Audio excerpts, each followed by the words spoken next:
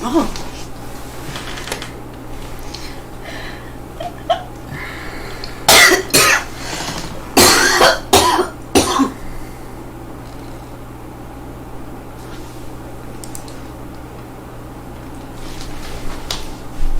Okay, I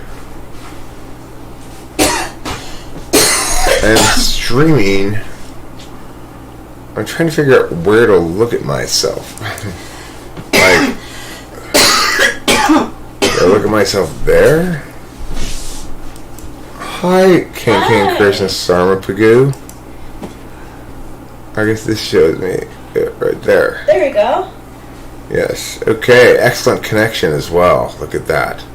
The excellence of my connection is not in any dispute.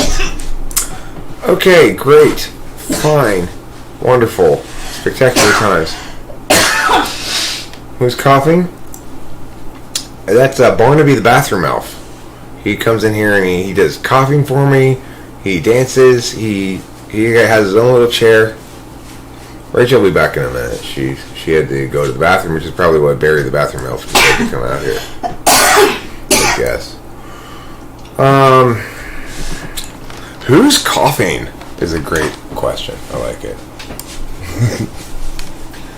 It's very I just direct. took a big bong rip. You don't need to explain yourself, darling. You're right. Darling Pants McDarling Poo. Thanks, babe. Hey, you have the wonder of special greatness in your heart. You don't need to worry about that kind of nonsense. Wow. Yeah. How picturesque. Mm-hmm. We could, like... Look at our little house back there. I'd say we could make us a little bit smaller, and then we could move us up a little bit. Move us around.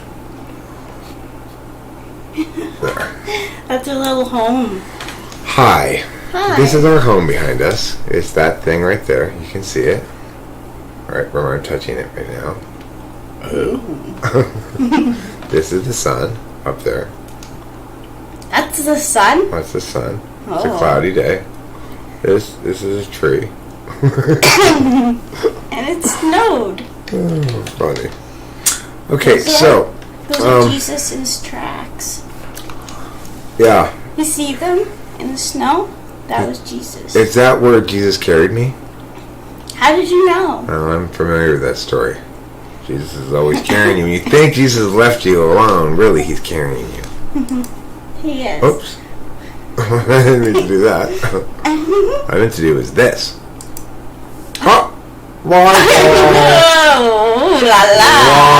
Waterfall. We are waterfalling. Thanks, Kassam. Alright, let me address some of these people in chats things here. Live chat. What is the best approach to debating in an informal context like on the internet? That's the only question. That's good enough question. There's plenty of questions. Interesting question you ask at this moment because earlier before, I don't remember what happened to interrupt this process, but earlier I was watching this video called How to Be Wrong by Captain Wrongpants or something. No, it wasn't called that. It was called Dumb Think Smart. Alright, so basically the title of the video was Why Do Dumb People Think They're Smart? Oh, yeah. And this guy gives in this video a variety of explanations. Some reference to neuroscience without actually using any sort of neuroscience-y explanation. References Dunning-Kruger. References the specifics of that test, like what they did to check that.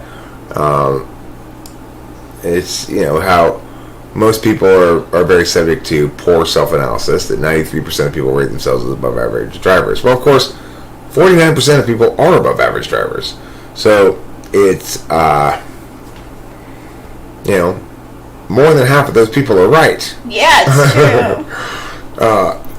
Egocentric bias, present in all types, and demos a lack of objective self-criticism, basically saying it's impossible. Saving face, when we lose, we convince ourselves we won an argument. Not true for me. When I lose an argument, I own that shit. You know, when I screw it, you know. And he says it's about saving face, it's about a general fear in humans of intelligence, that intelligence is intimidating, and a bunch of other mixed up explanations that fail to be an explanation, whereas cognitive functions provide a perfectly good explanation.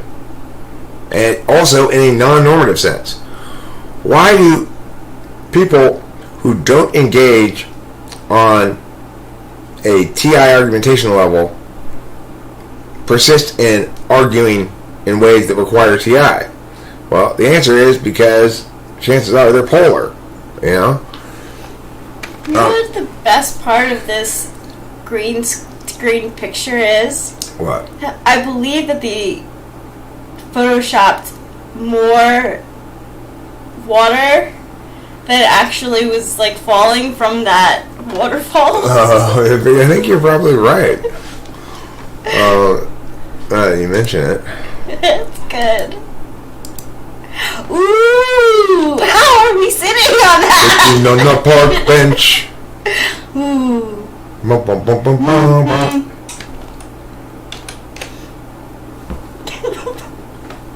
I think we have... Okay, this is something I want to respond to for sure, okay? This is something I've responded to many times before. I will respond to it again, okay? Schnurg says, I think we really like to treat MBTI and sociology as different systems. I know an INFP who consistently types as one in MBTI but would possibly be an FE user in sociology more behaviorally incorrect. If in fact sociology and MBTI differ that much in terms of their description of a cognitive function, then clearly one of them is correct and the other one is incorrect. Or neither of them are correct. Correct. That's the only conclusion to draw about that.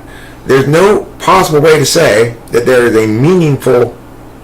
that they provide meaningful systems that provide different types to you about the same person, because one of them necessarily is wrong because they're talking about the same fundamental thing, which is cognitive functions. There are a finite number of cognitive functions because that's how many exist. Not because you can choose to make it 8, you can choose to make it 12, you can choose to make it 16. Right.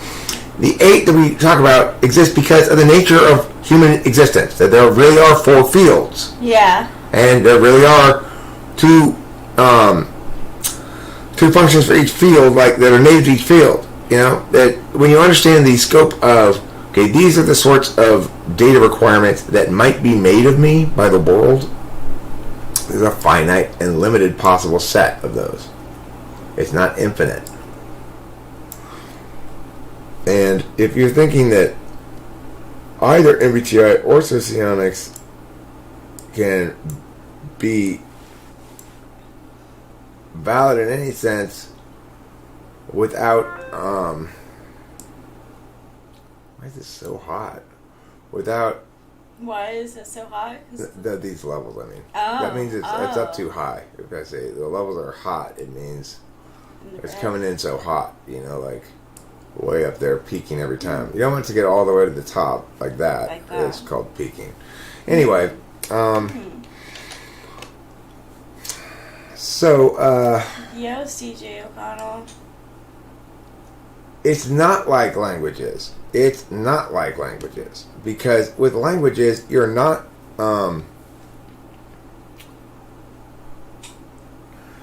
like, it doesn't matter if I say bread or pan.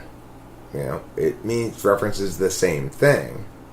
Because we're talking about physical objects. But we could change the terms. I could call introverted thinking disinterested calculus. I could call introverted feeling interested calculus.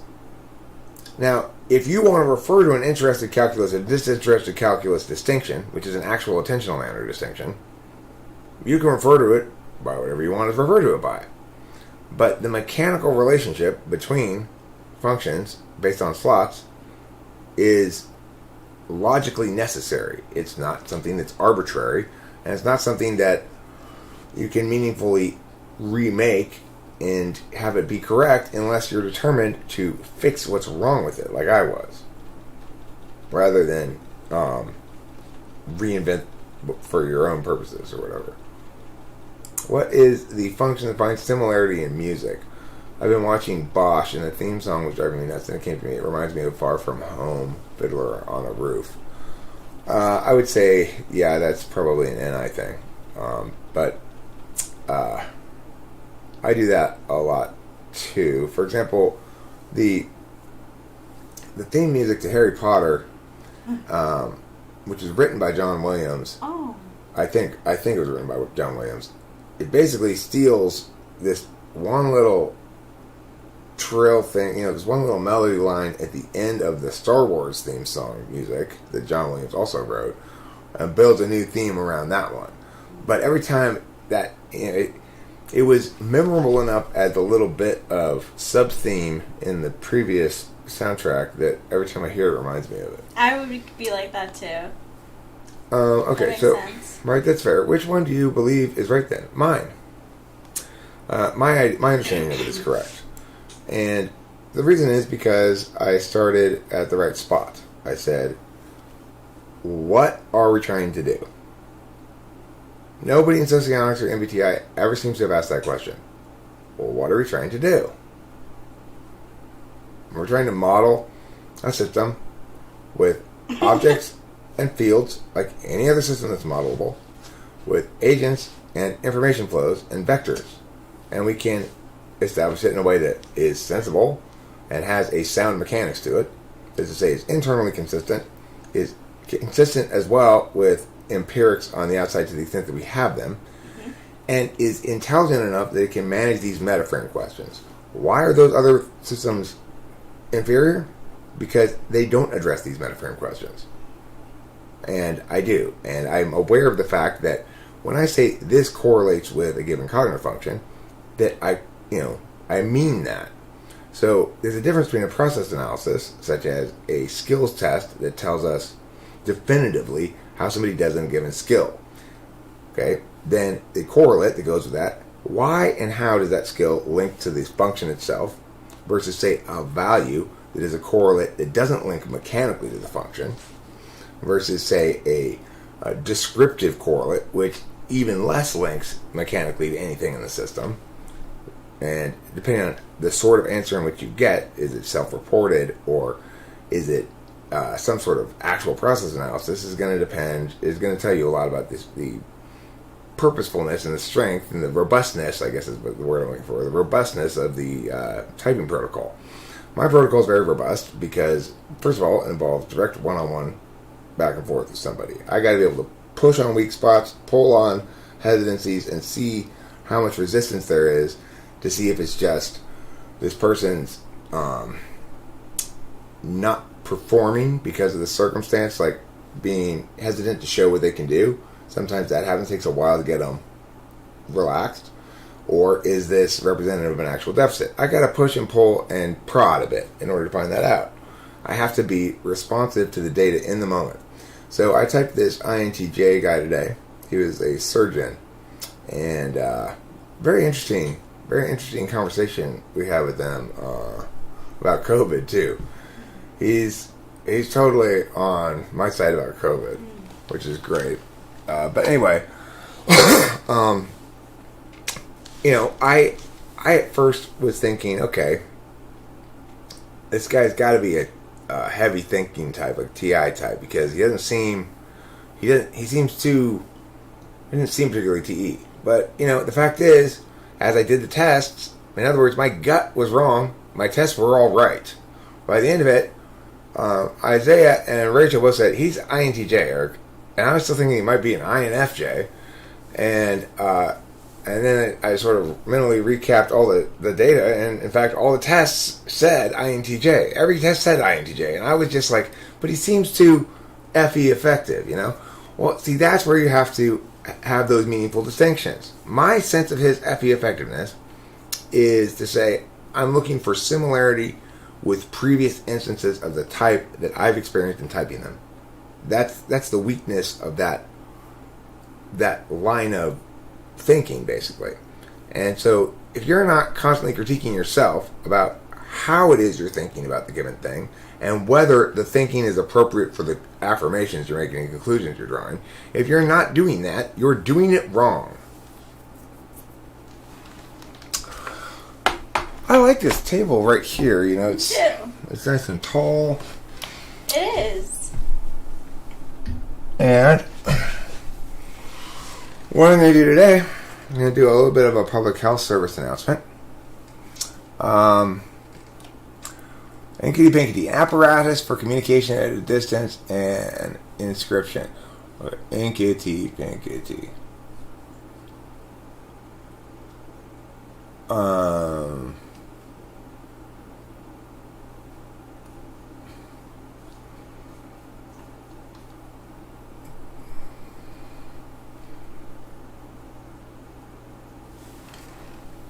Freddie Forgiato. I feel good about the ENTJ typing. I feel good about it. Huck. I feel good about it too, because the thing is, at the end of the day, the data was more consistent with him being an ENTJ than anything else I was thinking. He's a little bit of a weird one, but the thing is, that's what you see. You gotta recognize the fact that individual human beings are going to differ because their personal experiences differ. To some extent or another, they're going to express as a range of different versions of yeah. That guy didn't seem like a stereotypical type description of an ENTJ, perhaps, but his function testing revealed that he was nevertheless, because the stack is what defines you, not the yeah. I totally already forgot that was the title. Listen, phone. I'm not worried about anything. Worried about what? I ain't worried about nothing. I just put worrying in the title for some reason. I don't even remember why. The title's like, "Are you worrying enough?" or something like that. Oh, well, I was worried during the last Lord of the Rings movie. We were both a little worried about that. Yeah, I was like, there was so much going on. That's an intense film. It is. Intense. It's like, God, you Lord of the Rings people, will you stop getting into so much trouble? Yeah, like Frodo keeps passing out. Yeah. I'm like, when are you gonna not pass out? Totally. Frodo, you need to stop falling over. You need to watch where you're going. Yes. I'm like, I'm like bumblefucking my way into the big spider's web. You Yeah. know, like, look, dude, turn around and look. There's a spider web right behind you. You know what I'm saying? Oh wow, it does feel very cold in here. Brr. That movie, that third Lord of the Rings movie, more than any movie I can remember in recent history, got me wanting to shout things at the screen. Me too. And I don't normally have that Frodo, inclination, but mostly. it's like Frodo or Mary. You know, like Mary, or when he's always like, don't pick up the black ball thing, dude. I know. Don't pick up the big. Pippin. That was Mary. I don't remember, one of the two. Yeah. Don't pick up the black thing with this fire inside of it. And then he couldn't stop. He couldn't stop looking at it either. I was thinking about it, Octavia, for a second. It's going to be the communication device could be telephone, it could be cellular. I couldn't think of anything that. Inkity pinkity. I can't. I couldn't think of anything that rhymed with those that.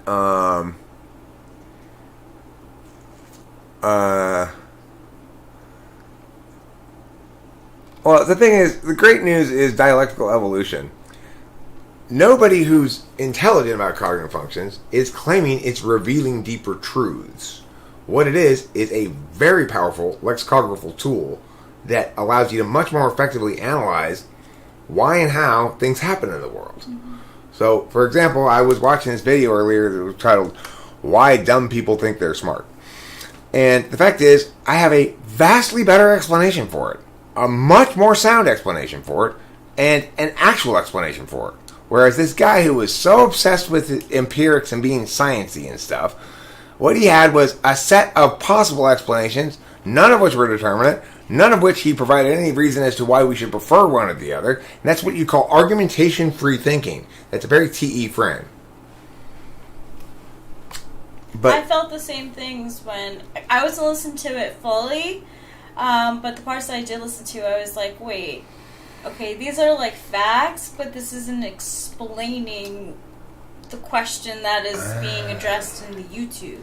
telegraph, telepath. Good job. That was a good one. That's a good one, Octavia.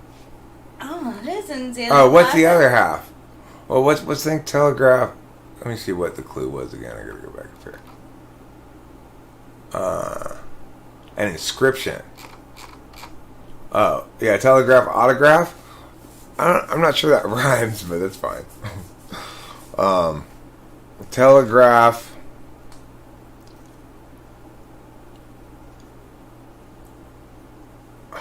I don't know.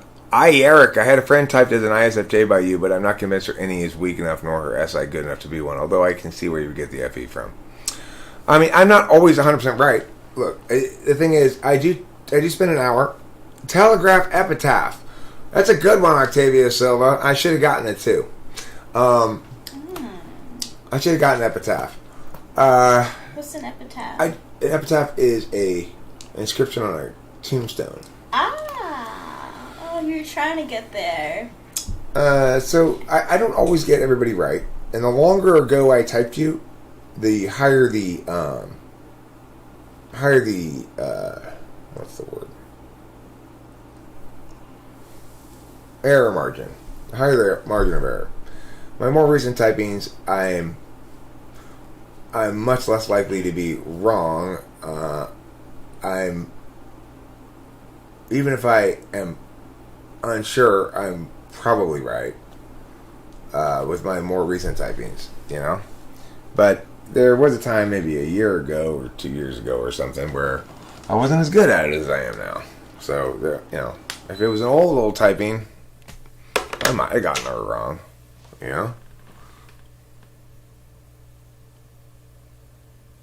Okay, well, dialectic evolution, first of all, there's zero empirical backing for any alternative at all because they don't withstand any logical scrutiny.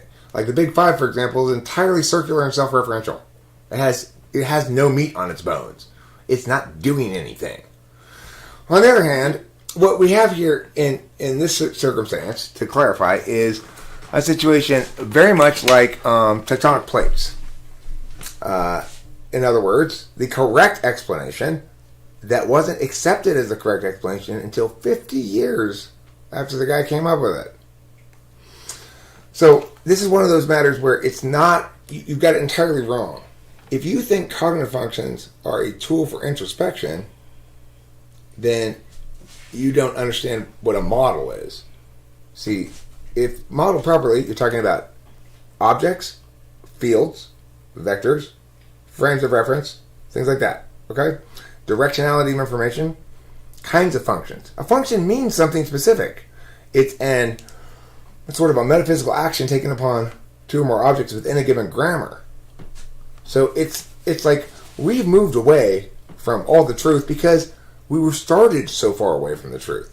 Jung understood, had brilliant ideas, great intuition, terrible TI. Not terrible, but not good enough, right? So, in other words, we've allowed ourselves to be misled by the fact that you can do it badly into believing that it's inherently badly done. Not so. It is correct in your critique of the status quo, most people's understanding of it. Certainly not correct of my understanding of it.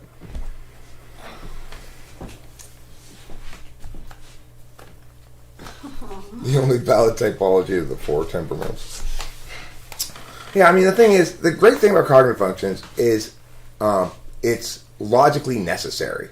So, for example, if I use a disinterested calculus as my tool function to constantly be evaluating the accuracy of things, including my own statements, and having objective self-criticism in the mix as well, then I'm necessarily, logically, unavoidably, inversely proportionally using an interested calculus, because the two are exclusive of each other.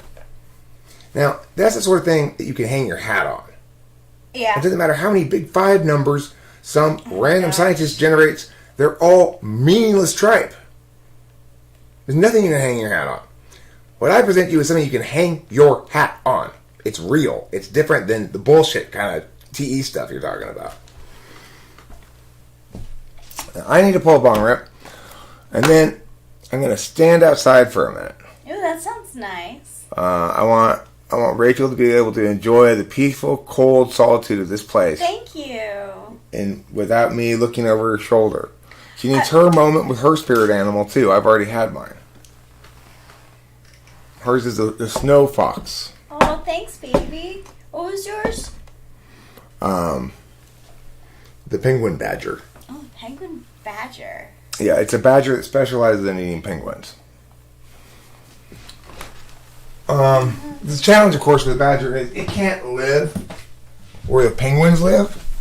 You know, because it's too cold down there for the badger. I think so. It does make it a bit of a challenging species to be, a penguin badger. Constantly starving for penguins, constantly settling for something else. Yeah. Boo hiss. Yeah. A duck's no substitute for a penguin. No way. If you've got the taste of penguin on your mind, you're never going to be satisfied by a duck. Anyway, I reckon she's an INFP. But the sociologist description is a FI uses a pretty serious. Don't listen to sociologist descriptions as shit. Socionics is a shit ton of people all playing, let's mimic what modeling is and not make any of the necessary distinctions. What is a Renner dichotomy? Is it mechanical? Is it a process? Is it a correlate? Has anybody ever told you any of the answers to any of those questions in socionics? Has anybody in socionics ever told anybody what any of the things they're doing are? Or thought about it at all? No. That's ENTP run wild. Yeah, it is. ENTP with no debate training. Who also wouldn't take an FI, so like that's why there's only one perfect relationship, and it's the ideal dual. Everything else is like subpar. Well, I agree with you. No, you're absolutely right. Dialectic evolution. For example, my testing system is the only one that presents to everybody a way to falsify it, which has not been falsified yet. Yeah. But you're absolutely right. If ask your local typologist, do you have a way to falsify this? That I can falsify this shit? Everything you're saying? If they don't provide you one, leave immediately. They're not doing their job. I couldn't agree with that more. But I'm not going to do the TE work of the empirics. Fuck that noise. I'm the genius who intuited out the correct thing. You do the boring shit. There you go. That's what I'm talking about too.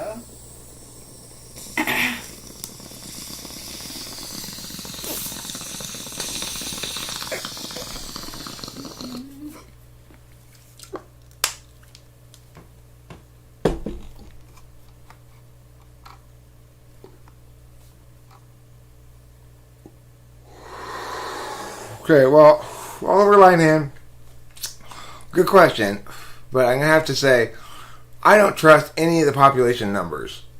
I don't think we know how many of what type there is. You know? Not really. The most definitive I'll say about any given type is pretty common, or very uncommon, or pretty uncommon. Something like that. I won't go to any numbers, because I don't trust the numbers most people use, which are super old, and were the data gathering methodologies were, they made me throw up in my mouth. Let's put it that way. And that's not pleasant. Okay, so for example, if I'm right about these cognitive functions, the basic concept of the cognitive functions, then you will not be able to find a person who tests polar TI and also polar SI, for example. It's impossible for them to test positive for both of those things if I'm right. And if you can produce an example of somebody who does test positive for both those things, then you falsify the system. If you can produce an instance of an individual who, for example, can test on all my test questions as ENTJ, but isn't SI polar, that would falsify the system. And there's been plenty of opportunities for that system to be falsified with situations just like that. It hasn't been yet, much to my surprise, frankly. The skills process tests are remarkably reliable. In other words, if if you test meow on meow, I can successfully predict that you will not test meow on meow, or that you will likely also test meow on meow. And it bears out consistently over time.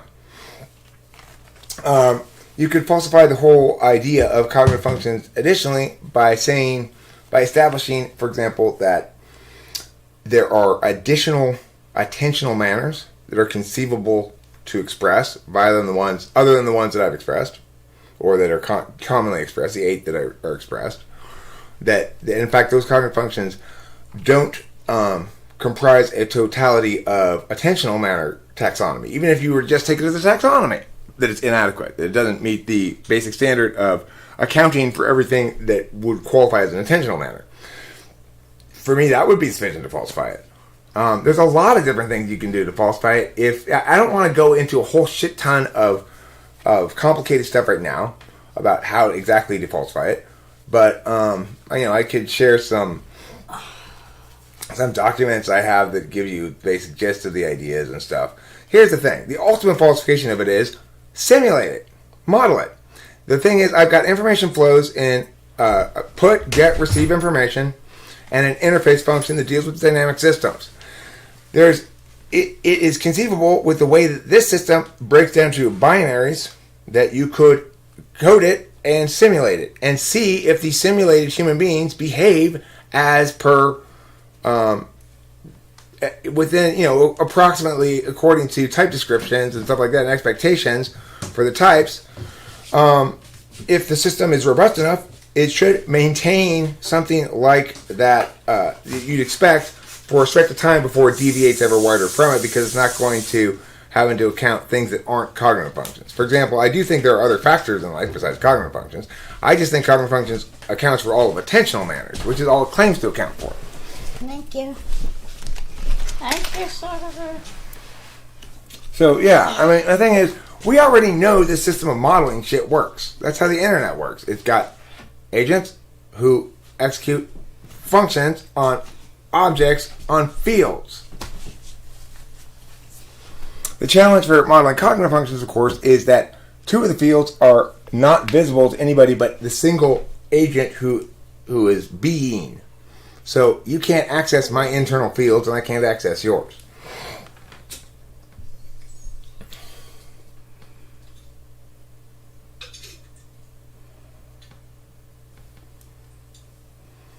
Okay, I'm going to pull this bowl, and then I'm going to go stand outside for a second. I need a breath of fresh air. It's a nice help.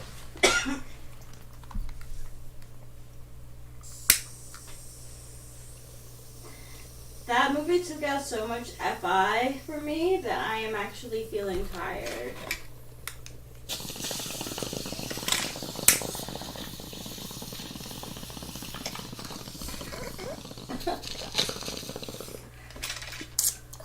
Whoa.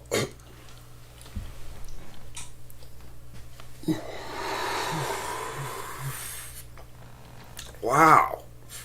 Look at the smoke. Yeah, that was a lot. I like what it does to the green screen. It makes the green screen all... Like shiny? Yeah, it is. What's your answer for why dumb people think they're smart?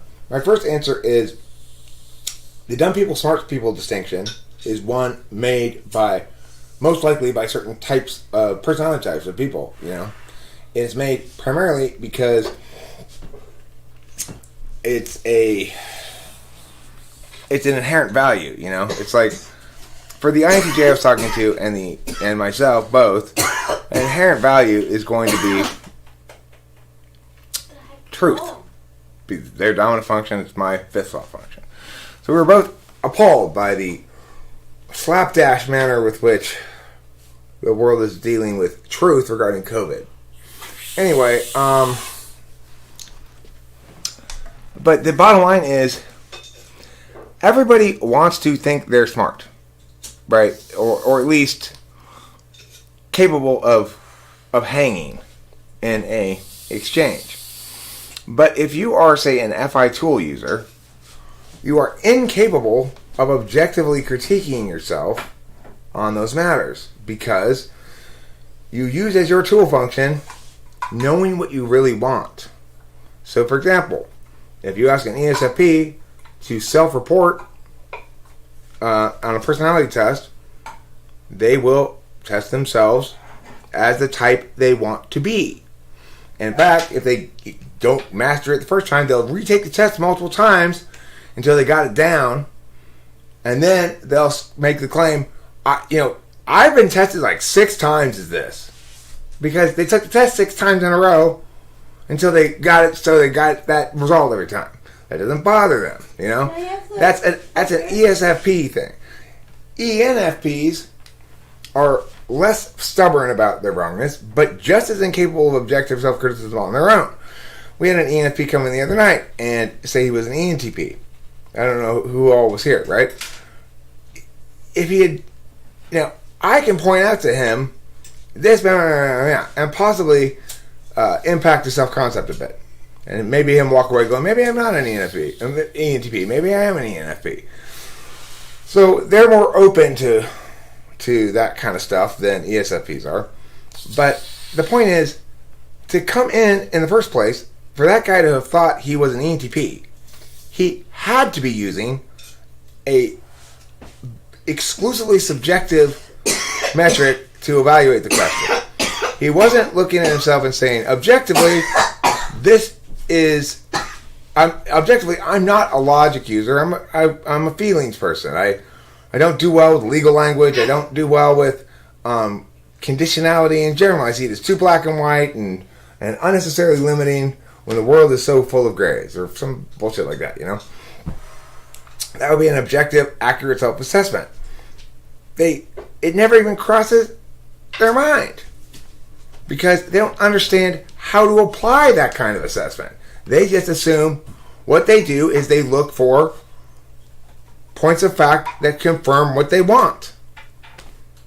And they gather them together in a pile and say, but see, I have this confirmation point and I found this confirmation point. I have to be the type. I got this one too. If you're collecting points of confirmation in order to prove you're this type, rather than engaging in a disinterested calculus, then we can probably draw some pretty strong conclusions about your type. And it's probably not the one you say you are. As I mentioned the other day, what about Brittany? This trips me out.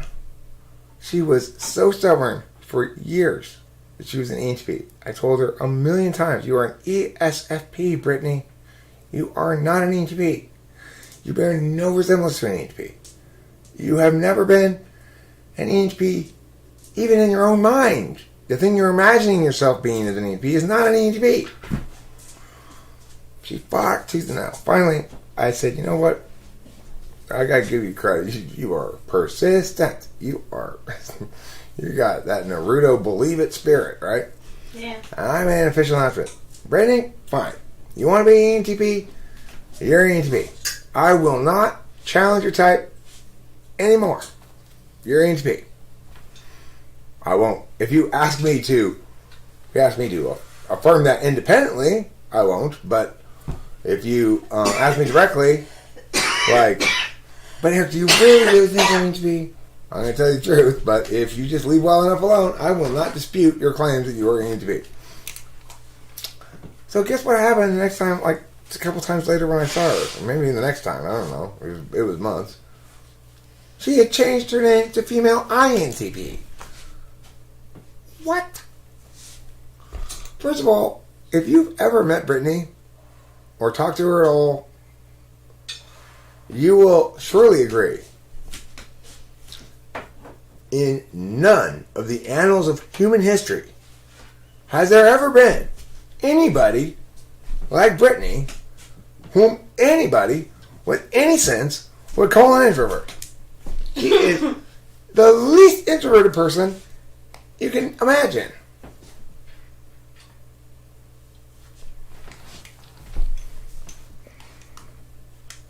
Well, I had a moment of compassion all over Lynn. Yeah, you did. It was a compassion moment. I remember there was a video I won't make that mistake again. I remember when that video came out.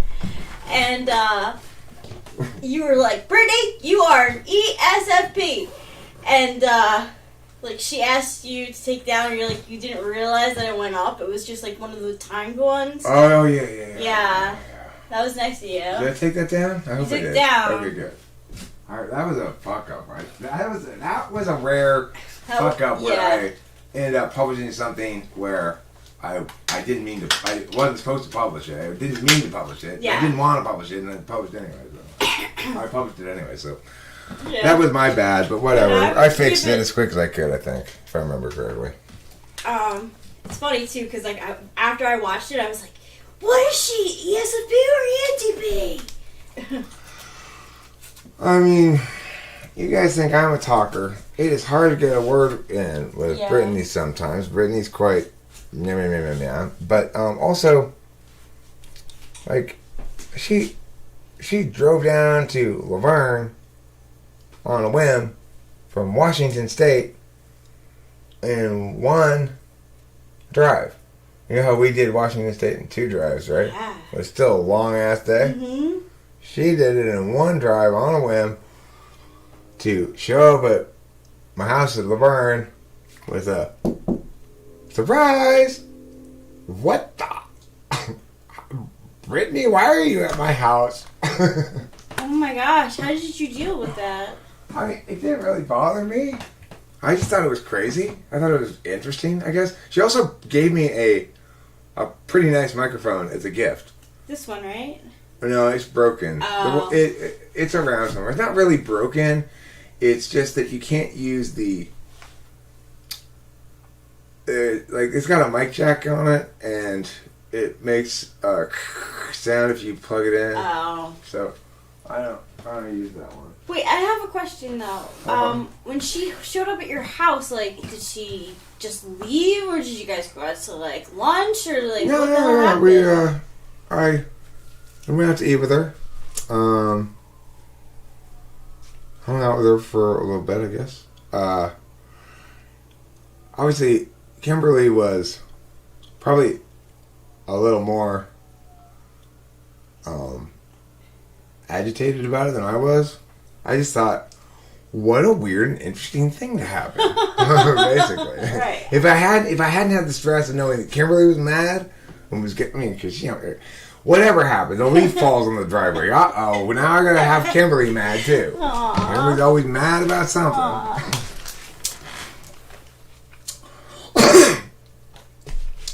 You should bring the rest of your body into the scene, not just your arm. Oh. And then tell the people. Hi. Tell the people about the wonders of winter. Winter is when I was born.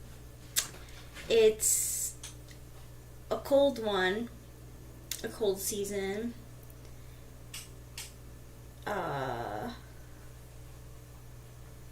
Usually winter involves things dying or seeming so, but they're still alive usually, and they come back during the spring. They're feigning death. Yeah, they're feigning death. Some outdoor activities that you can do in the winter is skiing, snowboarding, ice skating, and sledding. Pretty good impromptu speech on winter there, darling. Thanks.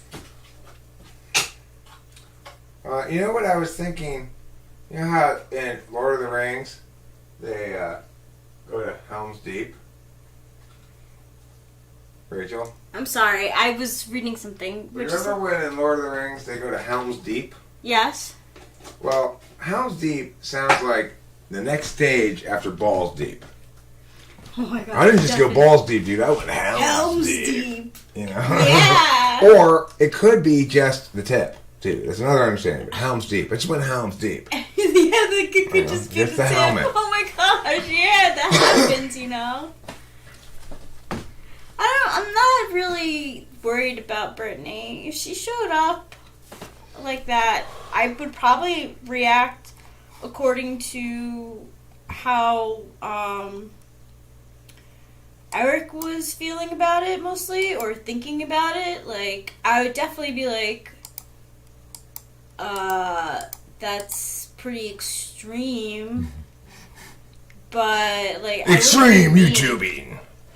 That's what she should have said. Hey, I'm not being creepy. I'm just extreme YouTubing. If she had said that, I would have been very like, impressed. creepy stuff in the past too, so like I wouldn't judge her. That's the thing is, if I hadn't had to worry about Kimberly, I'm not worried about my own boundaries being crossed in some situation like that. It's like I have no problem saying, okay, well, look, I mean, I enjoy our time here. But you did not clear this ahead of time. Yeah. But I did tell her. And that's not okay. And you can't do that again. Yeah. I don't want you just showing up randomly. No. Just because I just don't want you showing up randomly. I got this crazy difficult woman here, and this is not helping. Yeah, it doesn't help.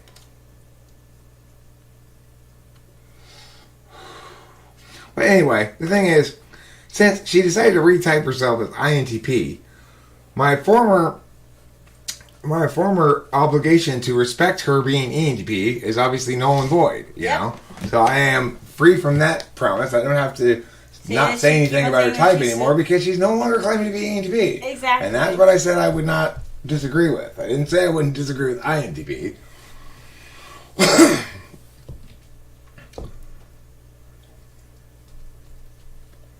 Oh, here's Kyra's here. How's it going? Hey, Kyra. How nice is the night? Isn't it so like... Very pleasant. Yeah. I think the music we made works really well in the advertisement. I think the advertisement's working quite well. Yeah, it is. It seems like we've gotten a couple of sessions. Mm-hmm. I'm not sure what happened with that 13th mentioned. Yep. Did we get that one too? Yep. Cool. Isaiah. So we got 3 sessions today booked. I mean, 1 we did today and 2 booked upcoming. Yep.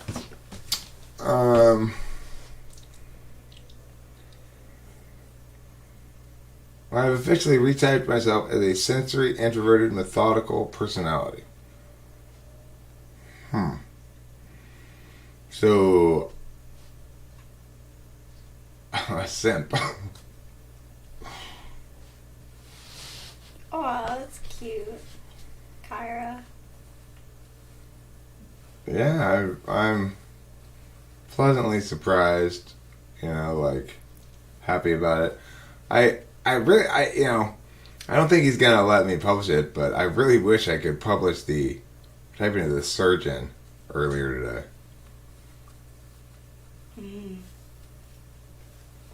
This one? Well, Schnurk, what do you see as an example of her clear Annie? Like, describe her behavior and...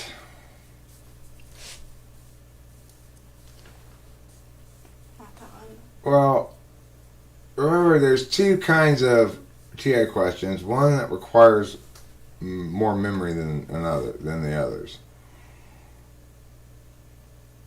If you never thought you knew me, you never did. But if you felt you did, you probably did. Says Nicholas Watson. No, I don't think being slower at answering when reading TI questions is a sign of lower TI. I think making distinctions like that about your own TI processing is a sign of lower TI because TI 1 and 2 don't attend to it in that fashion.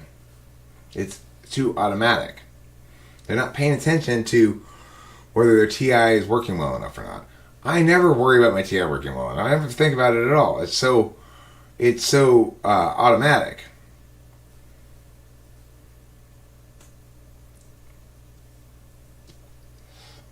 See, 0630 is really hard for me to visualize in my head because it does require TE. I have to You gotta pretend the universe is a clock. You gotta figure out which side of the clock you're on. I've used up so much FI during the Lord of the Rings. Lord of the Rings, and I cannot do TE shit right now. That was a lot of FI. Yeah. At the end of that thing, I was just going through the paper towels, blowing my nose. Seriously. Getting dehydrated. Such a good trilogy. Lord of the Rings trilogy is so good. Except, here's the thing. What did we have to Google after we watched it? Why does Frodo not stay at the Shire? Why does he leave? So at the end of the third movie, Frodo sort of abruptly announces, "Oh, by the way, I'm leaving with Bilbo and Gandalf and some elves. We're going on the boat, okay?" So, but there's not really any explanation in the movie at all as to why Frodo abruptly decides to leave the Shire and go across the seas on the boat, right? So we Googled it, and apparently, I suspect in the books, I haven't ever read the books, but that I suspect that they're taking this information from the books, I guess is what I should say, is that he comes home from the big fight and he has he's got these wounds that he incurred during his battle against Sauron, and every year on the anniversary of the wounds, he re-experiences the wounding, so to speak, and it feels just like he were getting stabbed again. And I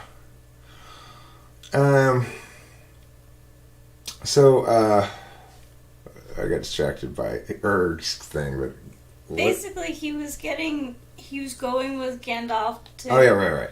So the wounds wouldn't heal, and he kept experiencing that. He was deputy mayor of the Shire for 4 or 5 years, apparently. So I think there was a lot of this sort of extra story at the end in the book that the movie maybe didn't include. Yeah. But that was the one thing about that movie that just kind of brought me out of the movie. It's that one moment when Frodo's like, "I'm leaving too." I was totally why are you leaving? By that point, I was like, "What happened?" I was so out of the movie at that point.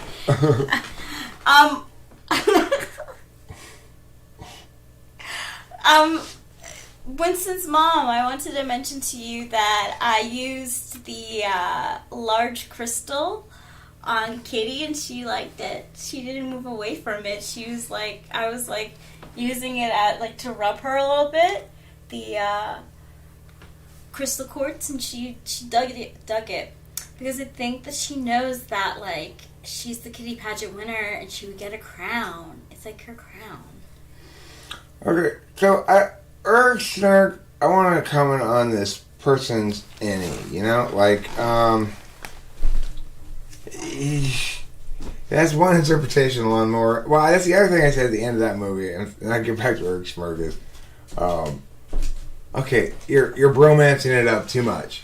It's the directors said, "Oh, we just married off Sam to a woman, so now we can really just bromance the living shit out of them safely because we've proved now that Sam's not gay. At least Sam's not. We're still not sure about Frodo, but it doesn't make sense to say that Frodo's gay because Sam's the one who seems like he has a crush on Frodo all the time, right? Let's be real. So it's not like Frodo's trying to get on Sam, except why does he kiss his head at the end? Why does he kiss his head? I can't. Come here, Rich. I'll show exactly the kind of kiss it is. My soul. Okay. Because that was a long movie. Sam, you're always in my heart. Why? Why? Why are they having to do that? He didn't have to. That was unnecessary. He didn't. There were so many more emotions in there. He did not need to get that kiss. Look, if they are that close, if they are genuinely that close, why is he abruptly announcing, as he's about to get on the boat, "Oh, did I mention I'm leaving forever?" For no reason. Are you? Oh, that's Sam. They could have ended it with Sam just being married and having kids, I would have been okay. There didn't need to be more. Well, Snurk, this is the thing. Let me give you a couple pieces of advice here about figuring it out. First of all, give her Inky Pinkies. Now, Inky Pinkies will pretty definitively tell you front stack or back stack. It won't tell you if she's an ISFJ or an ENTP. Almost any test you can design for a 4-slot function, a person who has that in the 4-slot, will be able to do pretty well on demand. 4-slot is conscious, so if asked to remember my morning, I can produce a series of events, no problem. Probably just as well as in SIDOM. I mean, maybe if we were to let it run on for a long time, maybe it would be evident that it's not just as well, but at least for a stretch of time, I'm sure I could do it just fine. I've also said that because of that sort of reason, 4th and 5th can be sometimes hard to tell apart, depending on what the dominant is, I guess. But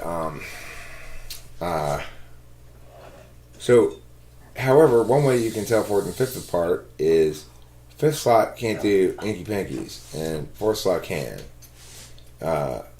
Now, if you were to just sort of observe her over time and watch her and try to determine if she's an ENTP or whatever, I would make note of frequency of jokes, wordplay, or witty remarks in normal day-to-day life.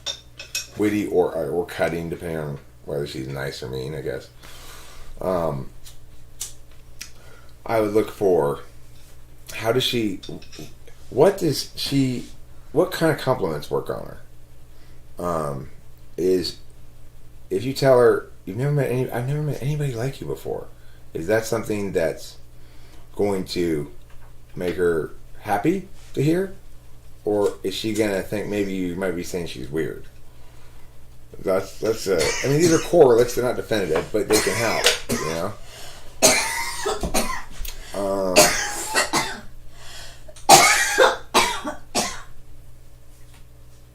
I would also say, when she does have creative ideas, what's her relationship with them? Is it something she finds entertaining for the moment?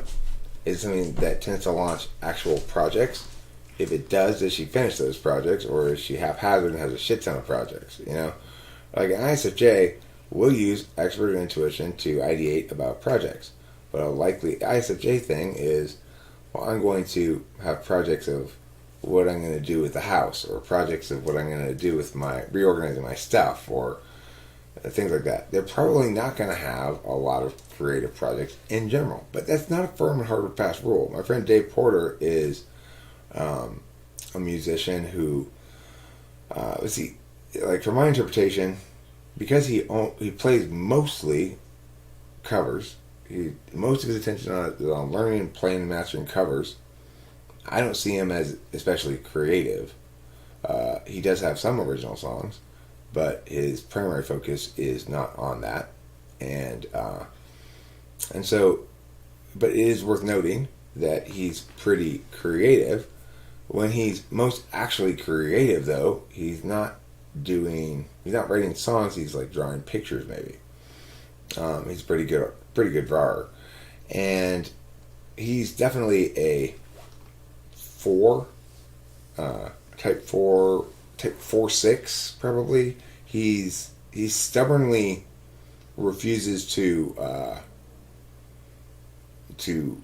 he lives very, very modestly, super modestly, so that he doesn't have to spend a lot of time doing job stuff. Now, I don't know how this COVID thing has impacted his ability to earn money with his music. Probably completely killed it, because he earned money playing live, and, like, either playing live at venues and either getting paid or having a tip jar, or playing live like at swap meets and or farmers markets. Oh yeah, and getting tips and stuff from that, and or he even had gigs at old people's homes to play. Oh yeah, that's very popular. So that's basically how he made his living, just sort of hustling as a cover playing musician. interesting thing is he's gotten a lot better, but he started with very little actual talent. I know because he was in my band, my first band I was in, and didn't have good pitch and was the singer. The sort of thing you do when you're in your 20s, I guess. Definitely. I'm going to say good night. Good night, my precious wonder. Good night, my handsome wonder. Would you say it is typical that ISTPs are musical? No, I'd say that's atypical, but certainly plausible. Mwah. Do you want? I'm gonna leave you through. Yeah, here. please. And I wouldn't mind if you left the glass door open. Just close the screen door. Yeah, sure. Thanks. You're welcome. IDKJK. So you do know? Trevor says good night, Rachel. Winston Pump says good night, Rachel. Good night. Good night, everyone. And I believe also your mom's face Boo. says good night, Rachel. Pew. Oh, does she? Yeah. Just your Good face. night, Pee-Pee. Oh, that's the problem. My Zoom's at 150%. Oh. Silly Eric. Silly Eric. Why? How did I get to be so silly?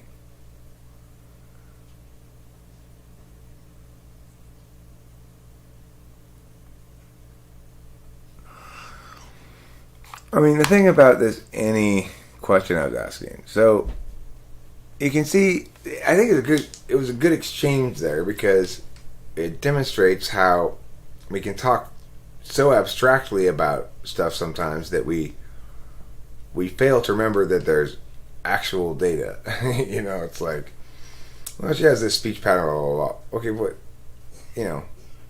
how about some things like SI stuff, SI examples. Like, for example, the other day I was at the meow, and I said meow, meow, meow, and she said blah, blah, blah, blah, blah, blah, blah, and I said meow, meow, meow, and she said, blah, blah, blah, blah, like that. Can you give me one of those? Can you give me one of them?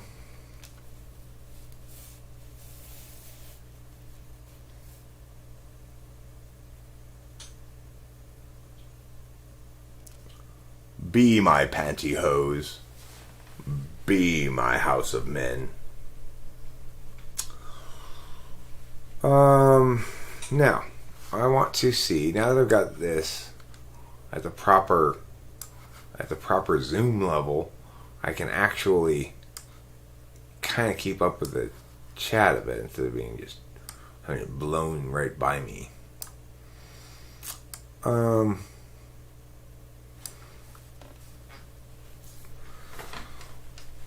The absolute worst SI label is that darn old green bean casserole every SI brings to a picnic, barbecue, or Thanksgiving dinner.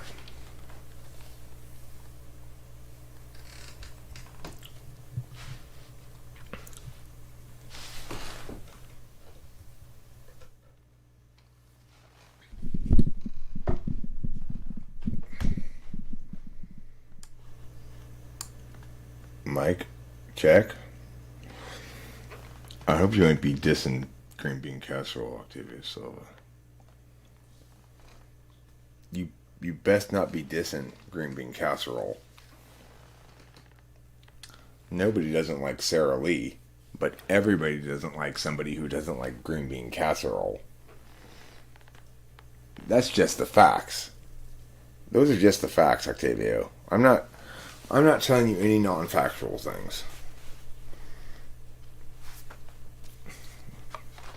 I mean, if you want to keep company with the likes of the Jolly Green Giant, people are going to judge you.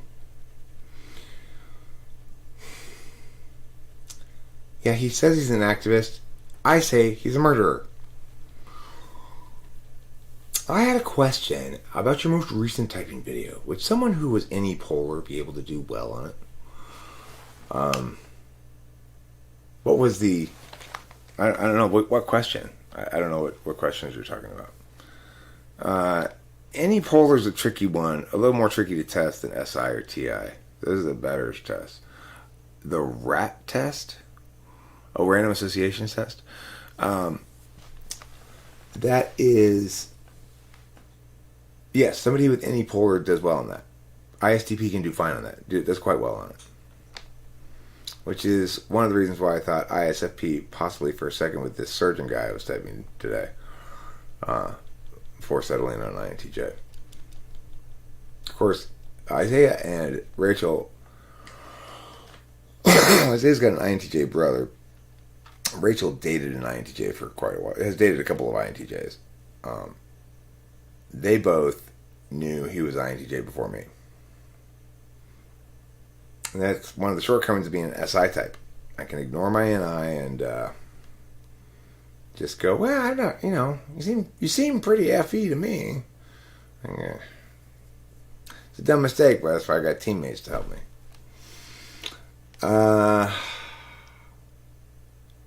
An ISTJ friend I have, who's kind of like my blueprint for SI DOMs, knows exactly when he needs to get sleep and stuff. Can't function when he's hungry. Always cites random details he remembers. Probably always tells you stories from like high school and stuff. One time in 8th grade,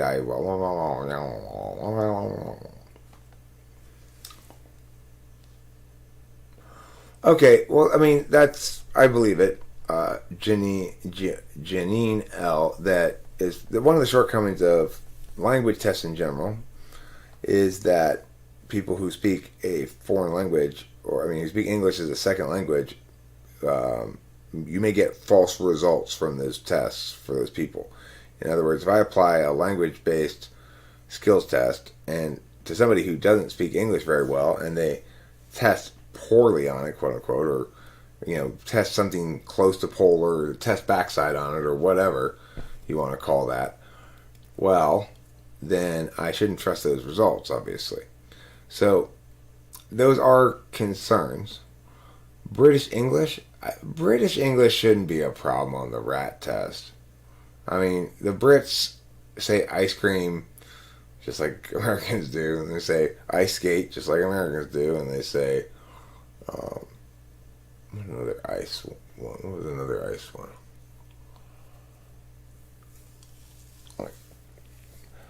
But okay, I mean, I agree.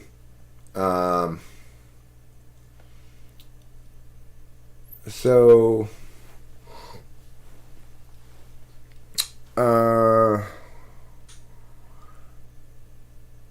and she's kind of just like a mess, ha ha ha ha. Although I know SI DOMs can still be messes. To be fair, she does tell a lot of stories and is quite sentimental. I gotta grill her or something.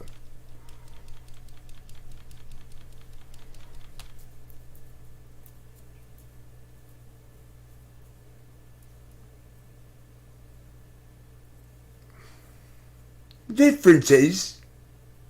You mean you're going to take the lift from your flat to the railway station? Is that what you're going to do? In England? Jolly old England. Everybody loves jolly old England. Well, because the RAT test is you were looking for a singular determinant link, right? Single right answer.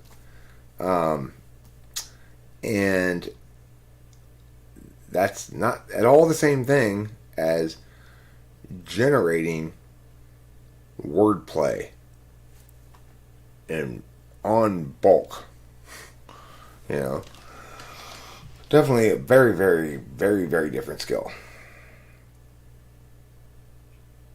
You do average on the RAT test according to the website's claims? Oh, I mean, I don't know what the website's claims are.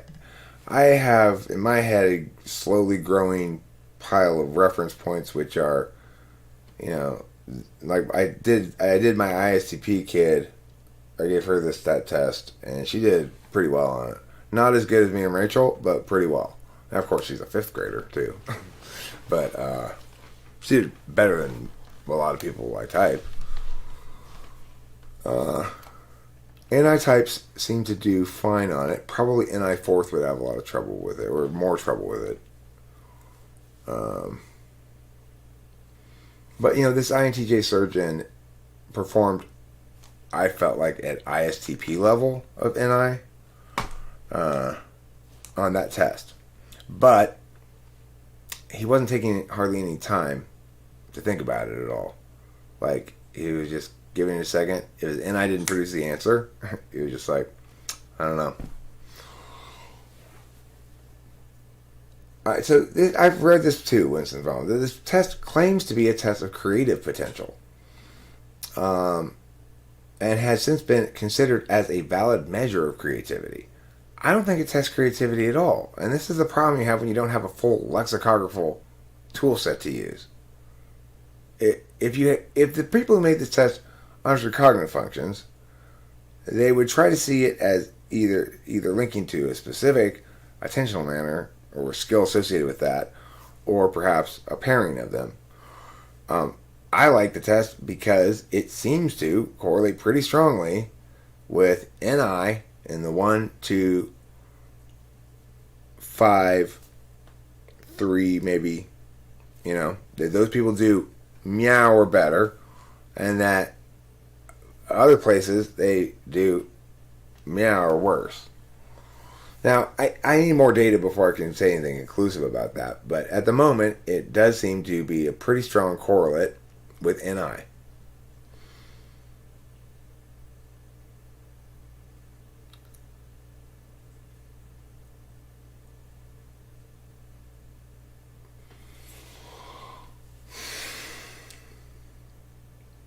Well, what do you think she considers to be good? What do you think she considers to be an idea of this is what good at FE looks like? And how and why do you think she deviates from that? Or does she, actually?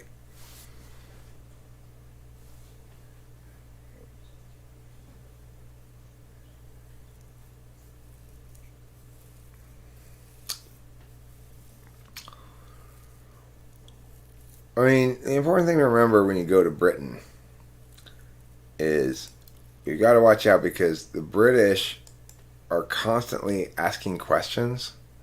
It can be confusing to a newcomer because even if they're like making statements, basically they're asking questions. So you got to get used to it. It's like, have you seen this? Have you? Would you like some? Do you know? My name is Albert. Have I told you? Would you like to see my shoes? I'm British, am I? I think so. Yes? Bloody hell. Yes? That's daft of you. And also balmy. It's daft and balmy. Yes? See, they turn everything into a question. It's like, I think that's what the Magna Carta was about, is they signed an agreement about that they would forevermore ask everything as a question. Would you like this? Have you any of that? Is there an extra steak and kidney pie in the boogers? In the boogie? What do they call a cabinet in England?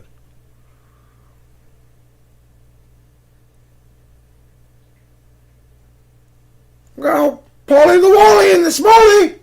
That's what they say in Britain a lot when they're trying to say things.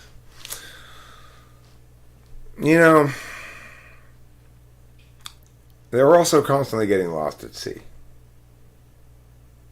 It's like every single British gentleman worth his salt in society is obsessively sailing down the Thames towards the ocean in search of a relaxing sail on the bay. What happens to almost all of the British people, all the British men? Why are there so few men in Britain? Why is it mostly all chicks? Why? Most of the adult male population of Britain is lost at sea, each in their individual little one-man boats. They seem to have a taste for it. Some of them claim to have developed a ravenous need for raw seagull flesh. This poem is about him walking on a trail that his friend was not keen on walking. Kind of funny, since people interpret it to be deep. What poem are you talking about? Oh, that poem. Let's see. Whose woods these are, I think I know. His house is in the village, though.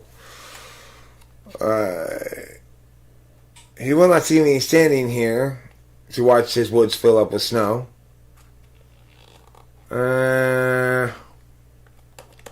Fuck. I don't remember the whole thing anymore. I used to have the thing memorized. Just be able to bust it out in a pow, pow, pow. That's that 4-slot SI. You know, you can only retain so many resources when you're constantly going, ooh, but this new thing. And that's the deal with SI. It's a resource. It's a resource management function. Nope. I am actually outside in the winter. I have traveled to the southern hemisphere, where it is currently winter. And as you see, I'm enjoying a brisk day, sitting on my couch on top of this river. You can't see it, obviously, but there's a sandbar right where my couch is. That's why I'm able to put my couch there. Obviously. I wouldn't be able to just, stand on the water. I'd fall in. Good question from before. Zaylin finally got around to it. Her room's pretty messy, but I'm not sure if she deliberately hoards or if she's just not bothering to clean.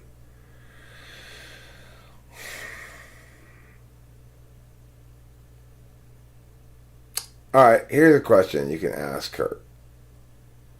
This helpful.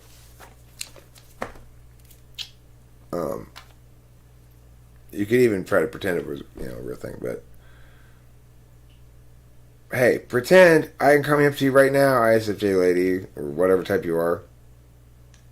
Oh my God, I'm pregnant. I'm about to give birth to a child, but I've got a archaeology class to teach today at the local community college.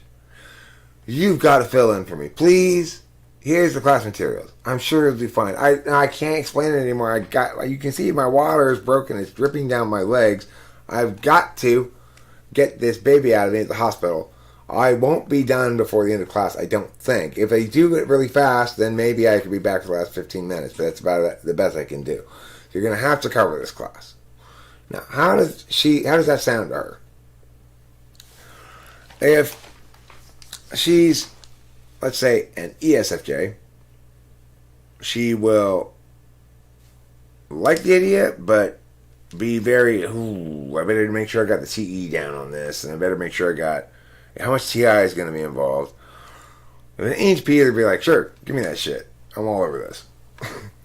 If it's an INTP, they're probably going to want to do it.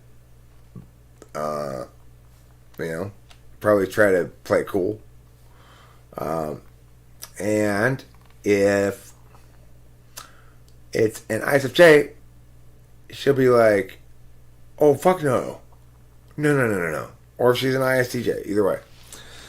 What do I think of Eric Garcetti?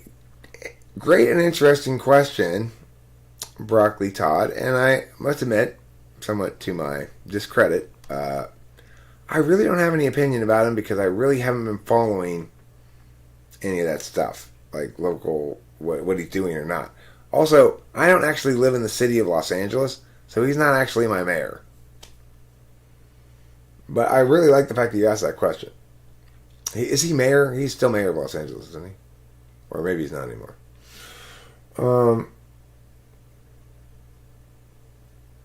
Okay, any ideas about ISFJ versus INFP dealing with that? I'd imagine they'd both be pretty nervous. Well, INFP would be a lot less nervous, but would want you to clearly define the task. ISFJ will probably say, if it were to actually happen, would probably say, you needed to have told me about this or brought this up to me at least 2 weeks ago and give me time to prep it out, blah, blah, blah, blah, blah, or something like that. Basically the ISFJ is going to say, this is totally not cool because you've been pregnant for 9 months and you don't tell me I'm going to have to cover your class or get any or other arrangements to cover your class before your water breaks. That's just not cool. NHP would just be like, I don't care. What am I going to do? Prepare? No. prepare. I'll figure it out on the fly. Sometimes that really gets us in trouble, let me tell you. You cannot figure everything out on the fly. So you learn to do, like, debate trained me to do real prep work on shit. And in fact, I got scheduled a couple hours of prep work this weekend on my calendar. I don't normally have, and therefore don't normally schedule outside of class prep work, but the clients asked me to do that on the clock, so whatever.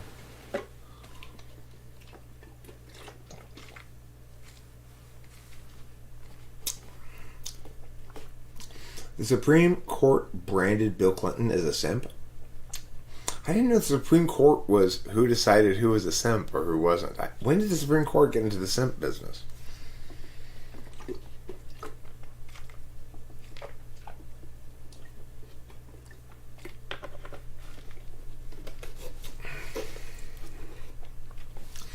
The thing is, an ISFJ presented with that real situation will be just like, oh, no.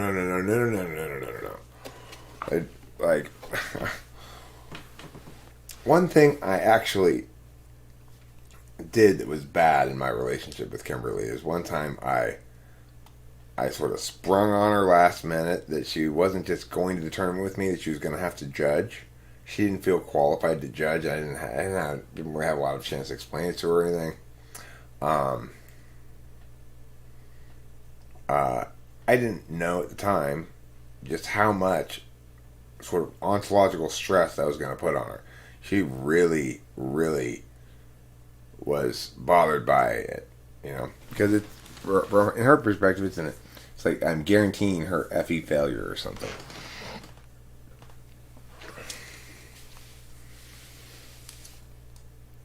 Eric, it is a recent thing they have been dabbling in.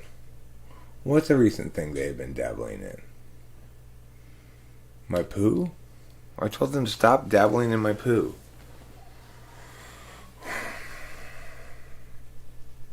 Yeah, that was a bad thing I did. It violated. The only reason I don't totally regret it is because it's the only example I've ever. It was, well, put it this way. It made me realize that that's a good example of why the deontological imperative doesn't have to include some sort of violation. So, for example, obviously, if I point a weapon at you to steal your money, then I have violated your rights. But the deontological imperative says don't use another agent as a means to an end, but treat them as ends in and of themselves. So in other words, don't use human beings for purposes. And that's what I did on that occasion, is I used Kimberly. And in that instance, it was basically non-consensual because I sprung it on her. Because I didn't want to have this big fight a few days before a tournament. I thought I was going to get some sort of alternate person to do it. That didn't go through. I had a few days before the tournament to tell her about it, but I just didn't want to have that fight, That's, so I was guilty of wickedness. And obviously I had to apologize, and I would never do anything like that again, but I needed to do it to learn also how the deontological imperative doesn't necessarily need to include any violation. There was no rights violation on my part there. She wasn't genuinely forced to do it. She just pressured into it, But nevertheless, it was a moral violation because it's using another person as a means to an end.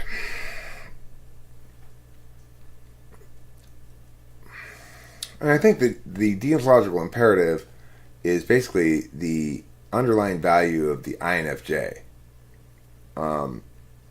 INFJs don't like linking a person's utility to their value.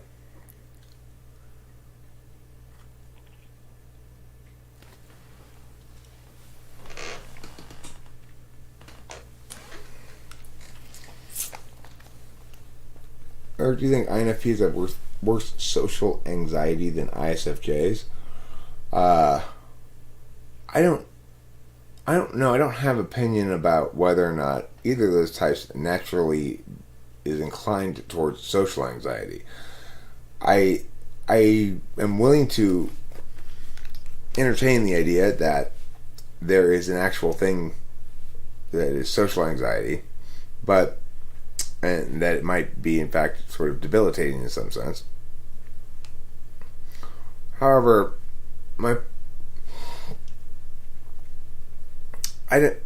of the reason why I reject the idea, or want to reject the idea, is it's one of those normative things. It's like, because you don't want to go out and hang out and engage with people, or don't like it, or find it very stressful, that there's something wrong with you.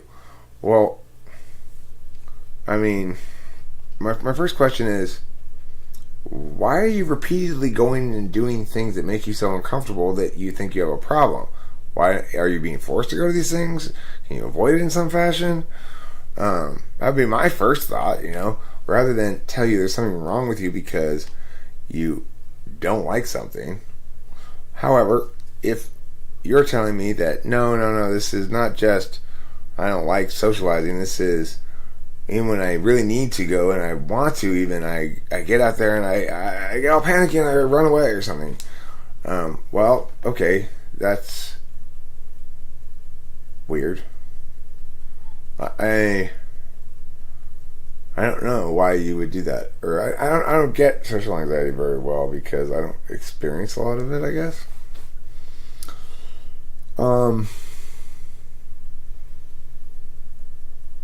You can learn a lot on how to be a successful writer from King. He has so many truths in regard to it. Is that Stephen King you're talking about? Stephen King, author of horror novels such as Carrie and Cujo. Having an ESTP daughter sounds great. Yeah, it's pretty great. It's easy squeezy. I think she thinks having an ESP dad is great too. I think we both appreciate the FI polar. Future porn? What is future porn? Or is it futta? Futa? I don't know what that is even.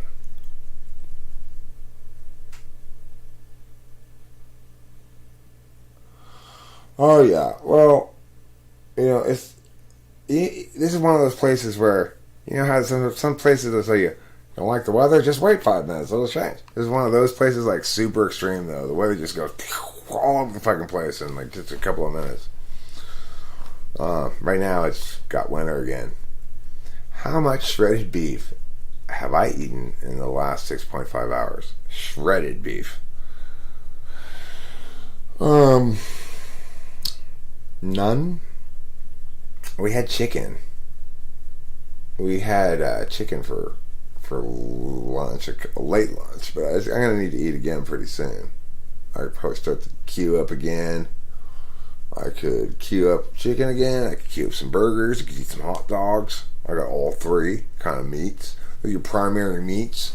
See ya, Erg Snurg. Thanks for showing up. I appreciated your input tonight. It was provocative, engaging, and informative. 5 points for you. Futa. Futa porn? What's a futa? Is that like a puta? What's a puta? It's like a puma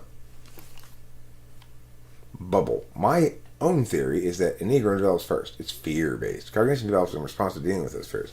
That's an interesting notion. Saying black. Interesting indeed.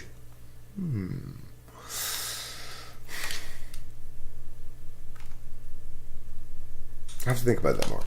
Shredded beef is gore. I did have ground beef. That's at least as gory, wouldn't you say? Is that as gory as shredded beef? Probably. I need to know what this is. Futa. Alright, I'm going to Google it. I'm going to find out right now. We're going to find out right this second. In fact, I'm going to let you... No, I better not. That might get me in trouble with you. Be the judge because I can't. You might show pictures on this. FUTA. What is Fuda porn? Let's find out. What is Futanari porn and why is it so popular in the U.S.? Ew.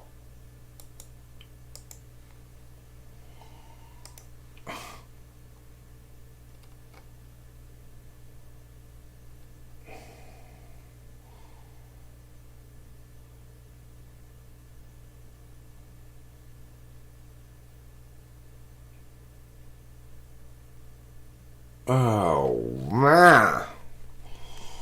I don't want to watch that at all. That's just... I think we all know what that is. That's like... I'm going to really try to avoid the fact that I'm gay. So much so that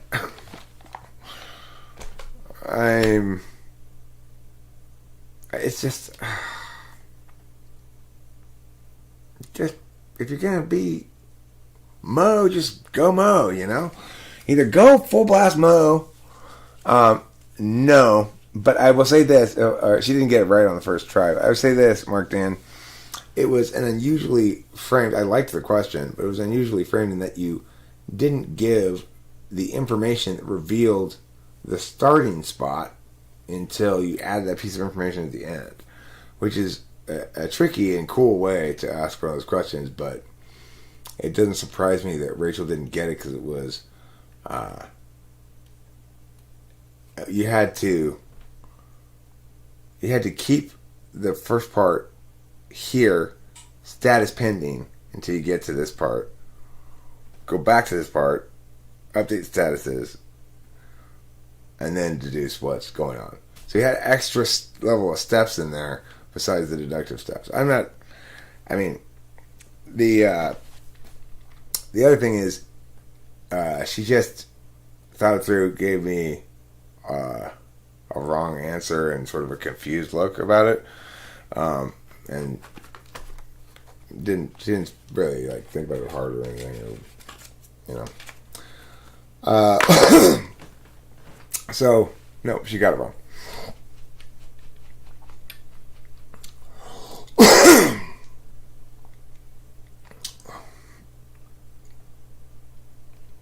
I was surprised by the difficulty the INTJ surgeon had with genealogy problems today. That was one of the first things that made me think he was at ISFP. Yeah, either go Mo or don't. Why are you playing like... What? I'm not Mo. No. Look at 80% of this person that I'm looking at. 80% of her is the girl. Yeah, but the part you keep staring at isn't. Okay? So just, why are you fighting it, Just go for it. Unfortunately, he doesn't want it published, as I'm pretty sure. He hasn't officially said no, but the vibe I got was, if you're a surgeon, you don't want YouTube videos of you up or something. I'm not sure. He didn't really express that at all. It just, he seemed fairly private. He was also an INTJ. You know how INTJs are. They don't like to put their shit out there. But, but it was very interesting. He didn't do very well in the TI questions, but I tell you what question he killed was the break making a bowl of cereal into exactly 8 steps. He did a very clean job of that. Very nicely done.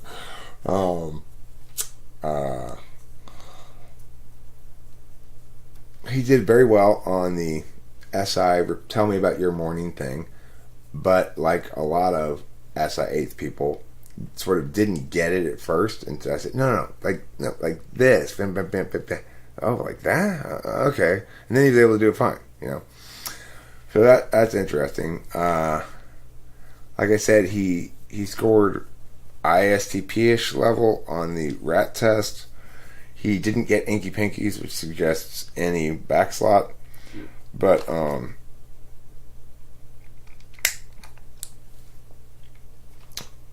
what I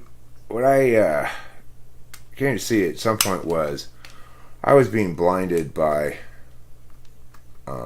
basically liking him and thinking, oh, he's not FE polar, he's pretty smooth. He really wasn't very FE attentive at all, though. Like, one thing I can use to check FE attentiveness is how well the other party balances the speaking space with me.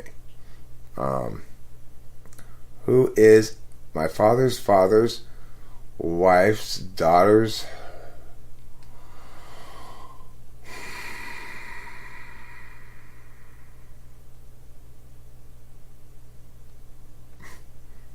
it's your cousin's shoe. It's your cousin's shoe.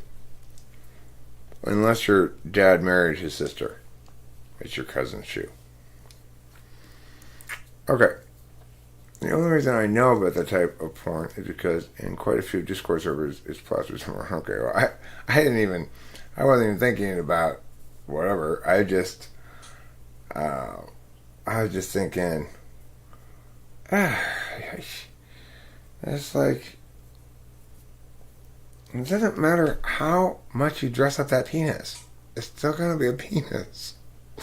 Who are you trying to, what are you trying to accomplish by denying yourself what you want, you know?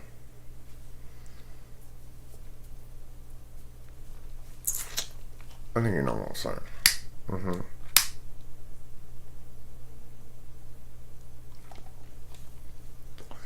For example, I enjoy making love to a nice, warm, fresh loaf of bread. Not right out the oven, that's too hot. Let it set for 7 minutes. Perfect temperature. I wouldn't recommend eating it after I'm done, but good, that loaf of bread had a valiant death, let's say. Eric, you and Rachel need to watch. What do we need to watch?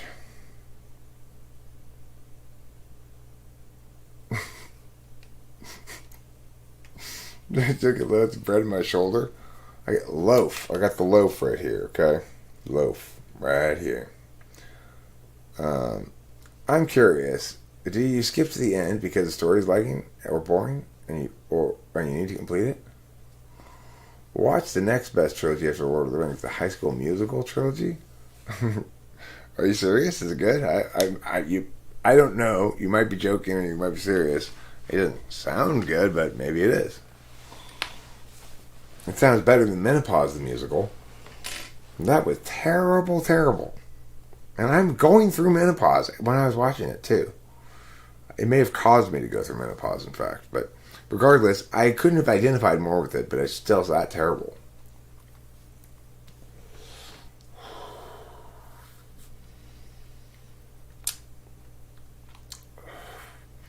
I would never jump ahead to see an end for the second reason. I might do the first reason, Winston's mom. If in fact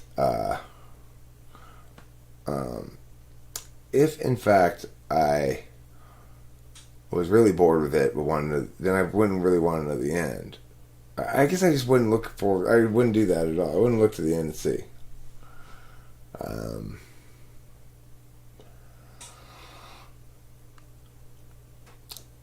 Menopause the musical, I shit you not, Freddie Forgiato, is a real thing. It's a real musical, and I really did go see it. I stayed for about 20 minutes or something. We had good seats. My boss gave them to me at work. She had seen it in Vegas, thought it was absolutely hysterical, and was sure I was going to love it.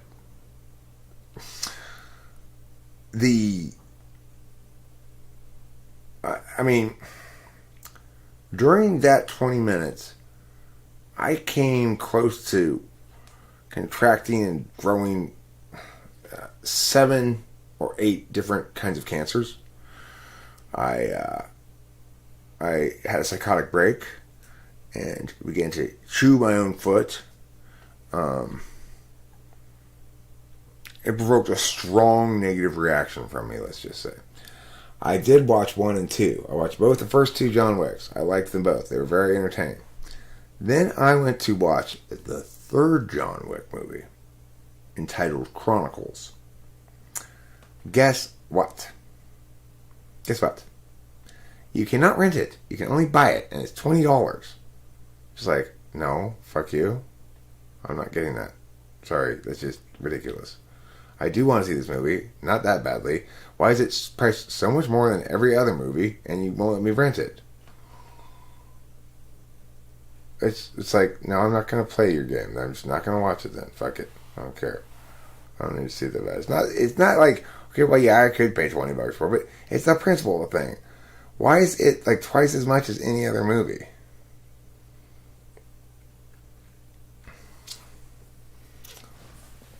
The investment fallacy or whatever it's called. It becomes stubbornly invested to quit.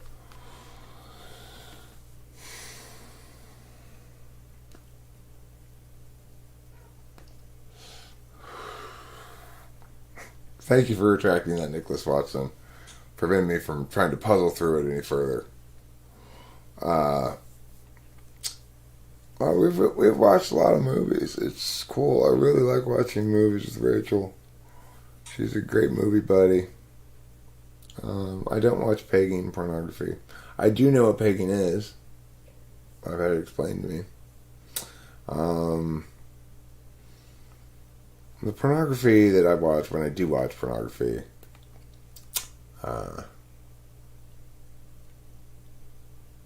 one of my favorites is there's this one where this girl is making a sandwich and accidentally puts mustard on it, and then she has to go confess her wrongdoing to the guy, who appropriately holds her to account. Let me tell you. I like that one. It's one of my favorites. It's like, sandwich making. Getting in trouble for failing to make a sandwich correctly is a great, just basic pornography scenario. Okay, I like that whole range of things.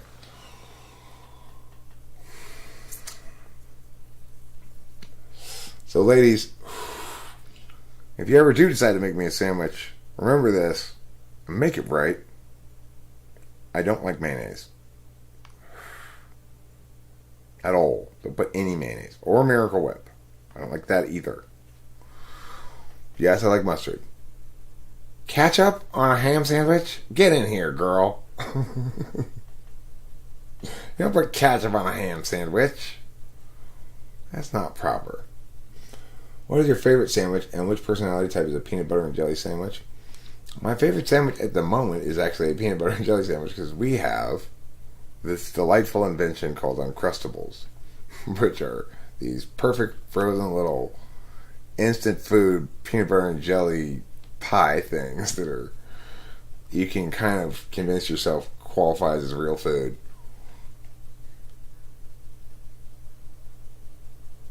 You saw the one where the premise was that the guy peed on the toilet seat? How does a girl get in trouble for him peeing on the toilet seat? That doesn't make any sense. I'm an INFJ and I don't complete things. But the thing is, I already feel like I know the ending, so why bother? And my INTJ will get annoyed with me because I will stop watching shows with them. Maybe the shows you're watching are good enough. INTJs are notorious for having haphazard taste. Some things they like is good, some things not so much. So you see an INTJ watching some video about how entitled, it's like a video on YouTube, clickbait for INTJs. Are your friends doing everything wrong? That'd be a good clickbait title for INTJs. Yes, they are. As is everybody else, friend or not. They're all doing it wrong. Seems like I'm the only one who sees it. I'm incredibly angry, but I'm not going to reveal that. Is INFJ the type everyone really wants to be?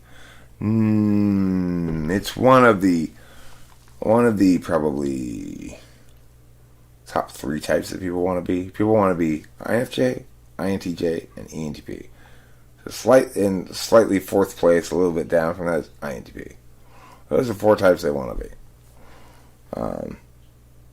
It's like I never have an ESFP come in and mistype themselves as like ISTJ. They mistype themselves as something exciting, right?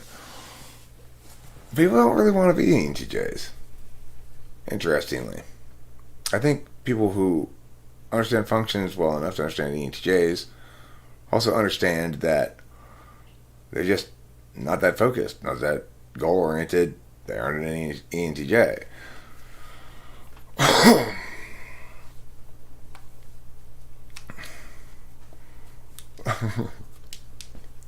I do listen to you, Winston's mom, and I'll even agree with you that you're right. What you really are saying is, I could be doing it much better if I just did the things you suggested. Now, that's probably true, but that's a lot harder than listening. I can listen all day to your suggestions. That's fine. It's the acting on them part that's difficult.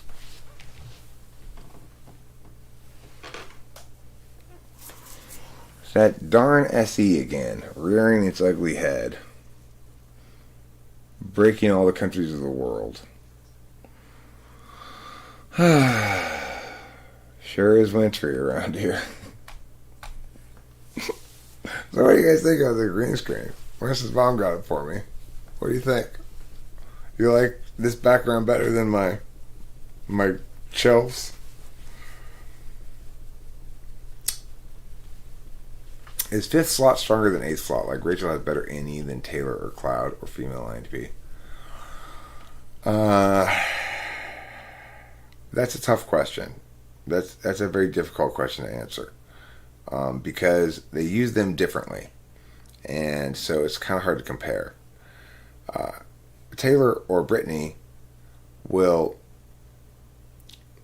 look at Cloud. Let's talk about Cloud. Cloud comes into the live streams to engage, to talk to people back and forth, but primarily to do his version of SE. Now, if you are an ESFP, but you live in the contemporary world, especially during COVID, you're going to have to incorporate into your life, to some extent probably, non-physical environments that aren't conducive to your dominant function.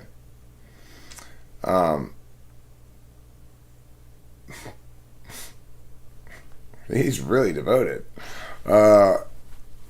He's really devoted a ton of his life to faking me out for some reason. So the thing is, that's what it looks like. In order for him to SE, though, what does he need to do to activate his SE? To get him in there, exchanging punches with people in the chat and so forth like he enjoys, what does he have to do? He has to generate some random ideas. So, every day's got a new... Here's my... Okay, yesterday I was wrong. Turns out, fasting's not good. Now, I'm into eating as much as I can. But that's the exact opposite. It's just like... That's fine. No big whoop, So, that's... So you could say, is he using his NE more effectively? Well, yeah, he's using it more. And it's more effective from his perspective because it's accomplishing successfully what he wants, which is it's enabling his dominant SE to be employable in a non-native environment. Rachel's NE is better than his. So in other words, like the things Rachel comes up with will bear more scrutiny as creative ideas, but she'll generate fewer of them. So it really depends on how you're going to define like better or something, you know. I do not like basil or oregano or anise. I like basil and oregano. Anise is the licorice tasting stuff, right? I like licorice okay, I guess. I don't like black licorice that much, though. I was more affluent once and could present more often. Thanks, Vincent. Well, I'm glad you were so kind to send me. This is INTJ effectiveness. This has a big impact, right? She did it. She took an action that was probably not very particularly difficult to do. Like, probably didn't take her a long time to have that sent to me. But she could have done any number of different possible things she could have sent to me. But she did the INTJ thing. Probably this green screen didn't cost that much money. I don't think. I have no idea how much they are, actually. Maybe it was like $50 or something. I don't know. But, it's like for the amount of time and expense, the amount of impact is enormous. That's the INTJ way. So, as you can see, I have literally moved to the country and begun live streaming on a snowy road in front of my house, my new house back there. It's pretty crazy, huh? So anyway, it's like if you want a good example of INTJs being INTJs, you can see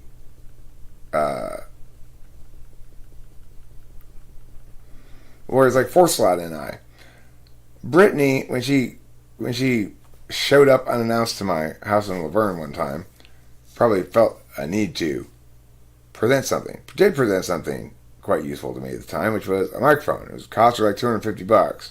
It's a nice mic. Had good impact, right? But INTJ wins this competition because it had just big an impact, maybe even more, it depends on how you measure it, with a less dramatic gesture, right? So that's N-I-T-E-N-N-I. Well, it's some sort of thing. It looks like a road, or maybe an old riverbed.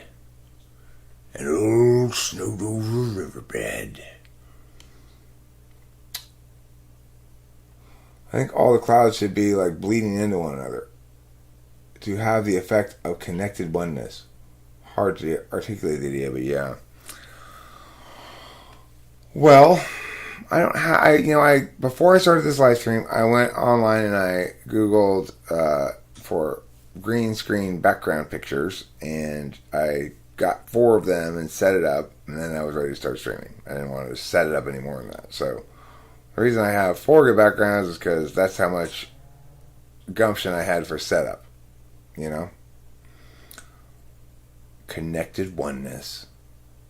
It's so preferable to disconnected two-ness. Well, here's the thing. How did she locate the home? She ordered something, and I put the return address on it. It didn't occur to me that I had to be careful about that or something. So yeah, she ordered something, some merchandise, and I sent it to her. She paid for it, and I sent it to her, and I put my return address on it. That's how she knew where I lived. So, if you want to say, well, that's your fault, Eric, for being dumb, okay, guilty. I stand guilty of dumbness there. I was not thinking, like, maybe this is not smart. It's like SI people, they're like, I'm sure it can't hurt you until they sustain a major injury. And they go, okay, from now on, I'm not going to make that mistake again. Yes, that one can hurt you. Won't stop me from making the same mistake again with a new thing, though. Oh, I'm sure that can't hurt you. I've not been hurt by that before. Ow. Guess I was wrong.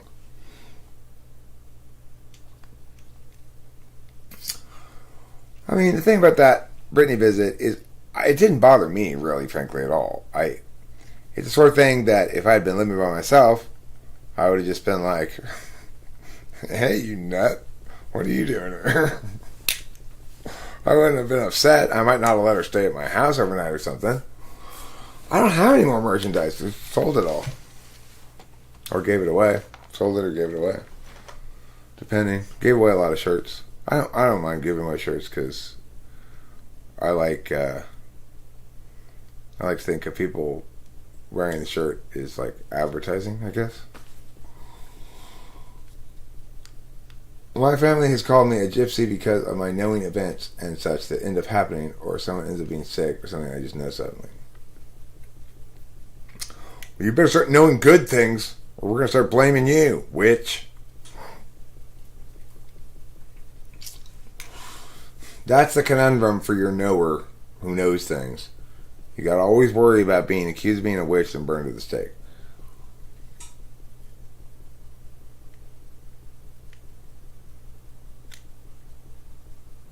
Yeah, I'm sure my address would be easy to find.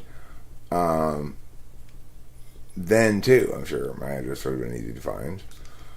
I still don't worry about it. It doesn't bother me, actually. I'm not encouraging it, but it would be a problem here because of my dad. But if, like, my dad's out of town right now again, if they would show up when my dad's out of town, I'd be like, hey, what's up? You know, I may or may not hang out with them at the time. It depends what I'm in, what kind of mood I'm in, and what I'm doing and shit, right? So it's like, it's a big risk to travel a long distance to spring yourself on me because I may be like, yeah, I'm not really feeling good right now, so I don't know. You got a hotel or something, I'm assuming. No, you're not staying with me. I'll lend you a tent if you want to go camp at some campground or something. You can bring back to me. Yeah, that's the thing, Zaylin Black. This is the thing I've told people for a long time now. People are so private and concerned about anything they put up online and blah, blah, blah, blah. Do you know how hard it is to get anybody to pay attention to anything you put online? It's incredibly difficult. You know? It's like, oh, I'm not going to put anything online. Why? Are you under the incredibly insane misconception that anybody's going to pay any attention to it?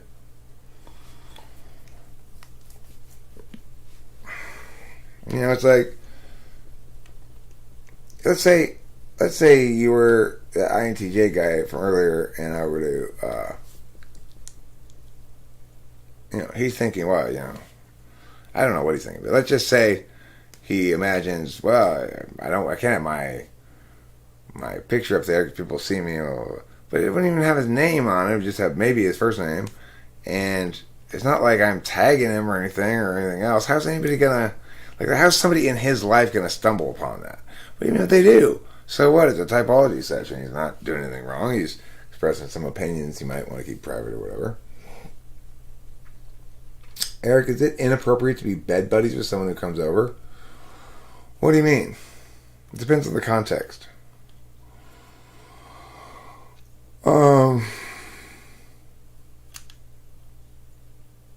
Look, I mean, the thing is,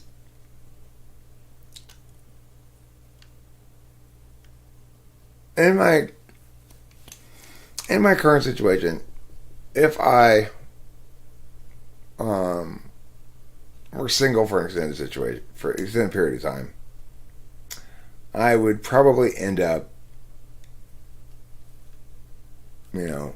regardless of being single for an extended period of time, I'd probably end up having sexual intercourse a couple of times anyway with somebody.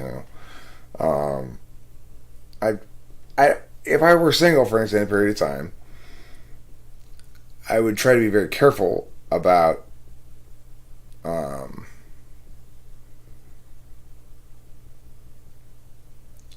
taking someone up on her clear availability to me, because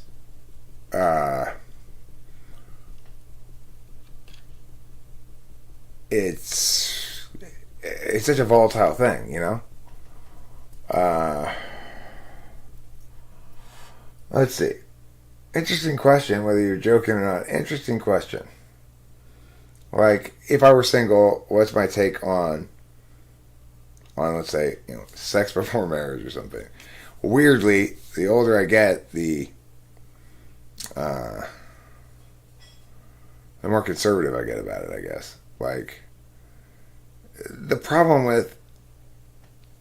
with sexual intercourse in the dating process is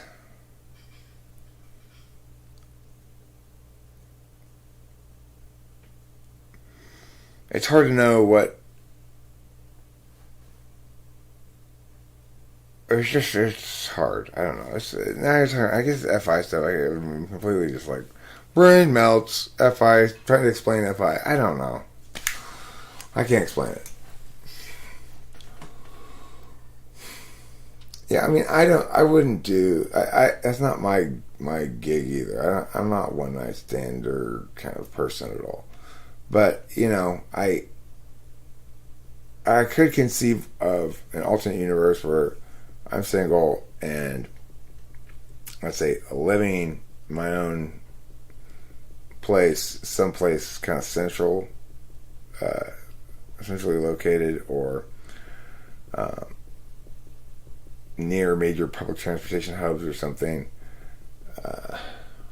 etc., where I might be presented with lots of opportunities. And I'd like to think that if I were in that situation, or let's say Rachel were to get struck by lightning or something, I probably would do my best to try not to have sex with anybody until I decided that somebody, like I was really smitten with somebody a lot and wanted to be with them a lot, I wouldn't bother. I definitely wouldn't want to hump anybody who felt more strongly about me than I felt about them.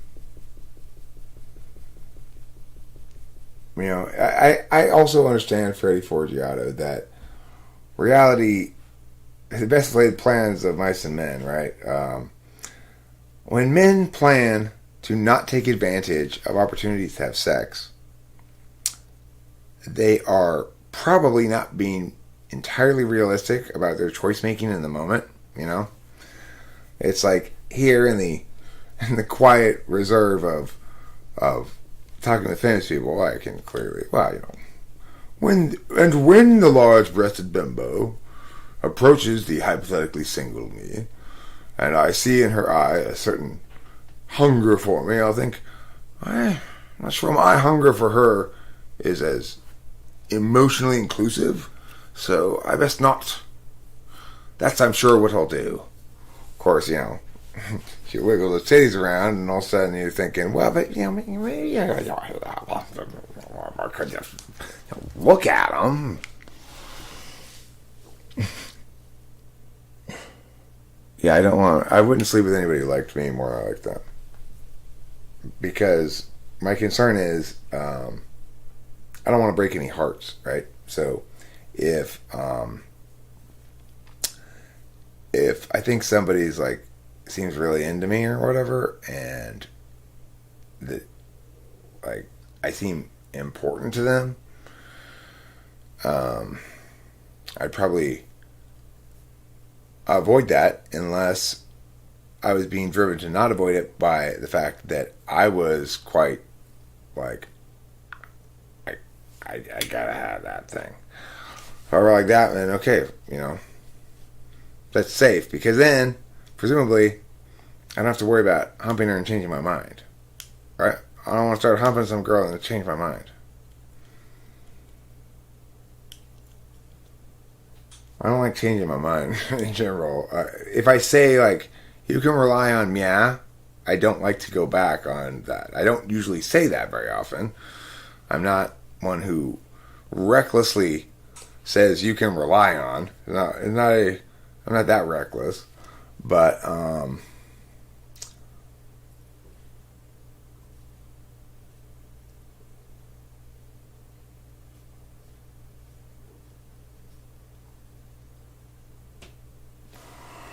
well, what I'm saying is the hypothetical girl, unless I don't just want her physically, I don't want to hump her because I'm concerned about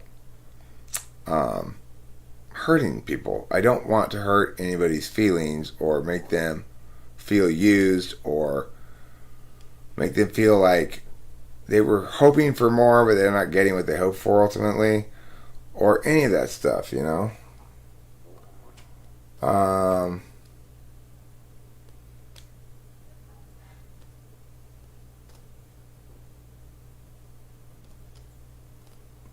What's going on with Zandy? Zandy's having problems? Zandy, who am I fighting? Who am I yelling at? Who do I need to call and yell at?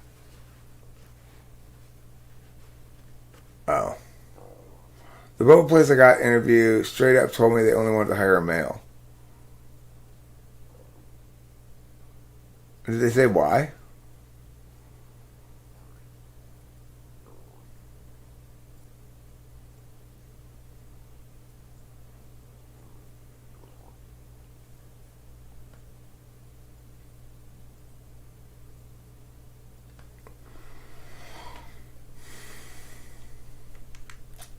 Oh, wait. Running Fox, listen, I'm tired of your misogyny. It may be the case that women are too emotional and irrational, but that's not a reason to blame them for ruining the food.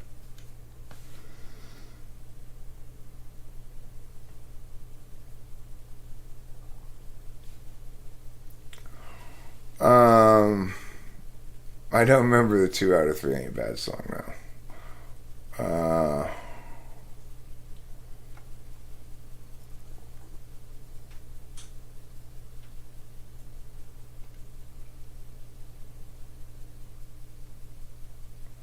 Well, it's not just being nice either. It's I experience a lot of ontological distress at the knowledge that, like, somebody likes me in ways that I can't reciprocate or something. If I'm single, you know, if I'm not single, it doesn't matter because it's like, obviously I'm not going to cheat, so nobody has any reason to be hurt feelings when I don't reciprocate their advances, because they shouldn't be advancing anyway because they know I'm in a relationship and yada yada yada. The rules all change when you're in a relationship. But if I was single, I just can't take it. It hurts it's like, it's FE third slot, FI polar maybe. I feel like I have ownership of other people's feelings if I feel like I can legitimately be TI argued that it's my fault for their feelings. So in other words, I didn't feel responsible, and I didn't feel too tore up about Kimberly when we broke up because she didn't have, I had given her, it's like, I said all these things I needed to say to make sure that she both was fully informed about what she was doing, that she, you know, that because of her persistent, dogged, stubborn meow, meow, meow, meow, meow, which I articulated plenty of times that this was happening. So there was no way to legitimately critique my behavior as not FI considerate enough. I did everything in my power to give her a million chances, you know, to work with me to change somewhat, to, you know, at the end when I said, okay, I guess I had to break up with you, I'm like, you know, hey, if you don't want me to, you can make a pitch here. You at any point say, no, don't break up with me. This is a bad idea. So keep me out of it. What she said. Keep you out of it. Okay. Talk about an external locus of control, right? I don't know if you've heard this psychological expression about people's locus of control, whether they see themselves as fundamentally the recipient of stuff that happens to them, or whether they see themselves as the person who causes stuff to happen.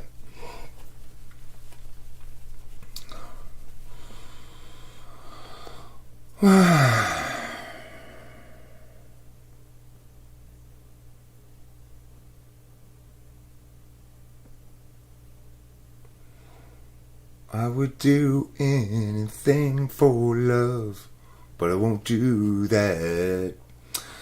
I gotta go to bed too, I think. I gotta wrap this up because I need to eat something and then probably go to bed. I just want to say to everybody here, thank you for tuning in. Well, Zandy, what's new with me and Rachel? We've been watching movies, getting along great, chilling. And it's like, it is the most peaceful, easy relationship I can ever imagine being in, except when it's not. You know, which is increasingly rare, which is great. We haven't had any sort of meaningful conflict in quite a while now. Forget meaningful. We haven't had. It's like we don't speak a single harsh word to each other ever, and when we do, we immediately apologize. Like, I spoke harshly to her the other day because what was it I got mad about?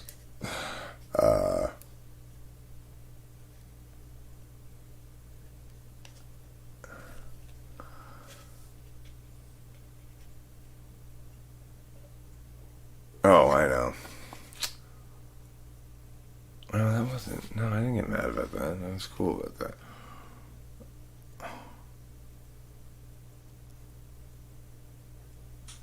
I don't remember. It was something insignificant, but I was frustrated at the time, and I snapped at her. I think this was the last time we had like a harsh word. I apologize, and then the other time that happened previous to that was we were driving, and a stoplight kind of came out of nowhere. It was like one of those stoplights that you go through, and then there's like a middle stoplight, but you can see the other one in here is green, and then this one's red, and it kind of springs up on you. And she screams, "Stop!" At the same time, I saw it.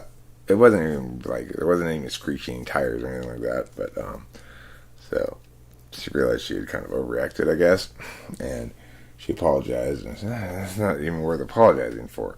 That's the level of conflict that we have, There's just zero conflict. And, we hang out a lot together, too. It's not like we're just never seeing each other. That's one way you could have zero conflict. You just never see each other, but that's not the case with us. Well, I met this girl whom I really like. She is really special. Alright, here's a question I have for you, Cloud. How special does a girl have to be special enough for you? Does she have to be an Olympic gold medal winner, for example? Is that special? What makes a girl special? Is it superpowers? Is it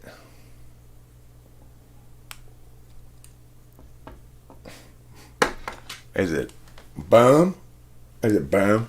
I bet it's boom, huh? Does that make her special? Huge tracts of land?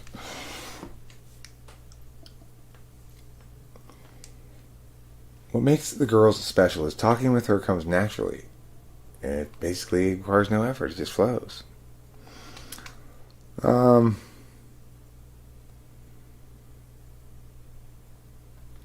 Rachel and I have always communicated pretty well, but it's only within the last couple of months that we're really just like how I like it, which is easy squeezy, tight, hang out together all the time and do lots of stuff together, but not codependent at all. A lot of times we're separate and doing separate things. And, part of a team. A team, but both individuals are empowered to be individuals too.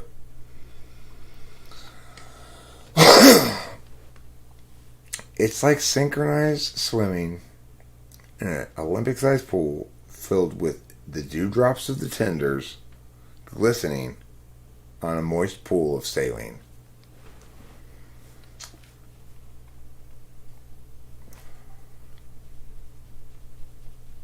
Well, I would say she's most well described as whatever kind of food it is. When I eat that food, my poop is just the right kind of hardness and like zero wipers. It's like hanging with Rachel is a relationship equivalent of eating whatever kind of food your body processes most comfortably. Obviously, one of the advantages of having your body process food comfortably is that your poops are a piece of cake. They're firm. They're not going to be all soft and leave a bunch of poo you have to clean up on your butthole. They're not going to be too hard where it's like, I'm giving birth to a pine cone and it's scratching the sides of my butthole. You don't want one of those super hard poops like that, So Rachel's like that. It's I think of there's the lobster thing, sure, but you might get your lobster and then discover that it just doesn't sit well with your digestive system day after day after day because you guys start bickering and fighting, blah blah blah blah. Rachel's the person that suits my digestive system perfectly. She's incredibly easy to be with. There's no stress, no strain, no expectations that we don't want to fulfill. No unnecessary bullshit.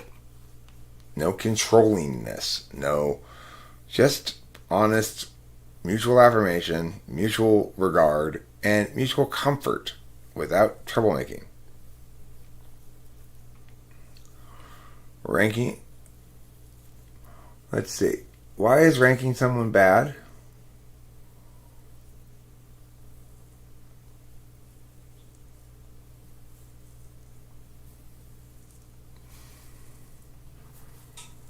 Now, of course, the thing that is a reality of this is objectively, Rachel was a poor choice. Objectively, okay? Because she did come to me with a mental illness. But what's crazy is that it worked. It worked. Even when she was crazy, it worked pretty well. When she was super crazy, nothing could work around Rachel. It was just like, okay. You are nutso. Then when she's back on that, she's fine again. It worked when we were long distance. She came back. That was probably the hardest bit of our relationship. Was when she came back and we had both these rooms. There was no sort of environmental pressure on us that there was prior. And but her meds weren't working. And she went through that depressed phase for like a week until they put her on Prozac. That was it. We were touch and go there. I was about ready to say fuck this noise, and in fact the reality is if it had persisted the way it was indefinitely, I wouldn't have had that much more patience for it in me. But fortunately, we fixed it. It's like we got the psychiatrist. He tried Mia. It didn't help. Was better, but it didn't quite work. He adjusted with Mia. Okay, well that's doing great with this half of it, but now she's depressed. He added Mia, and boom, fucking, she's cured. This is a totally different person. This is Rachel not dealing with as best she can a challenging thing. This is Rachel not having to deal with that at all. It's solved. Like, boom. So she takes those meds. This med combination is so much more, so clearly a solution in the ways that the other ones We're just treating the problem. It's crazy. It was beyond what I actually could possibly have been hoping. I was running out of, like I said, hope and not exactly patience, but faith in my ability to handle the situation.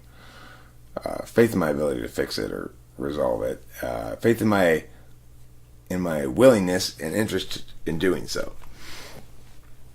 was starting to waver. But the fact is, that psychiatrist saved us. And as soon as I saw, oh, this is you.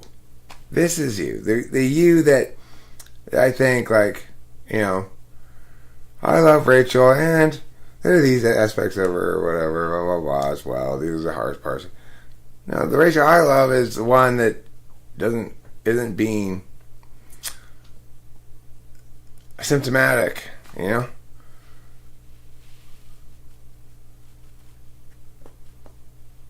Yeah, it was exactly. And the psychiatrist said, hey, you know, I read all these, you know, he reads all this, keeps up on psychiatry shit, I guess.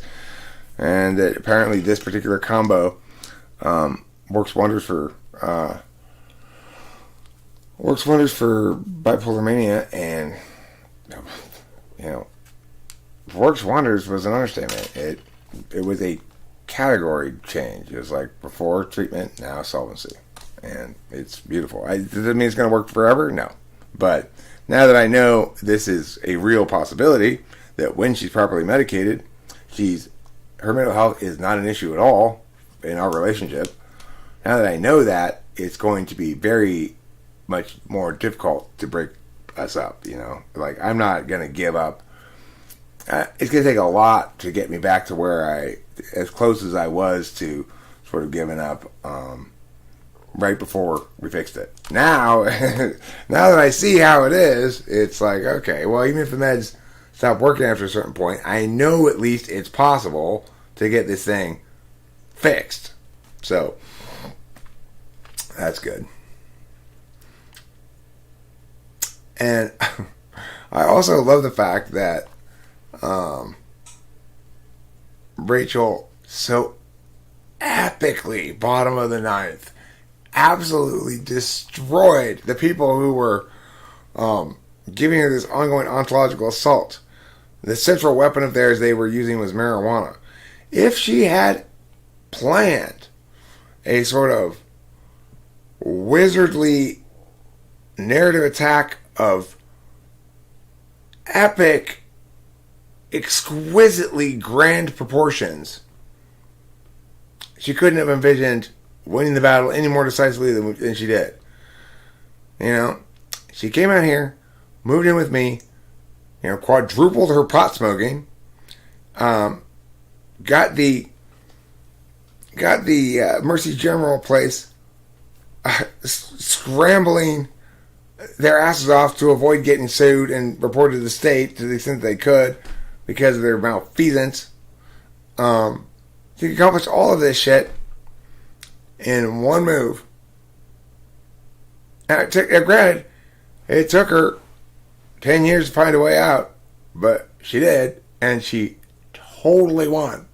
Like, there's nobody in that fucking family who's ever going to mention marijuana around her or me ever again, because they understand that marijuana is now it's turned completely. It was a liability for her, something she had to defend herself about, something she was always having used against her.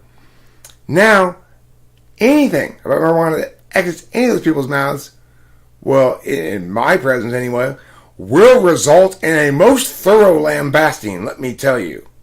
A most thorough and public lambasting. They better keep their fucking mouths shut. And they all know it. That's the beautiful thing. They lose. You really like attention from boys?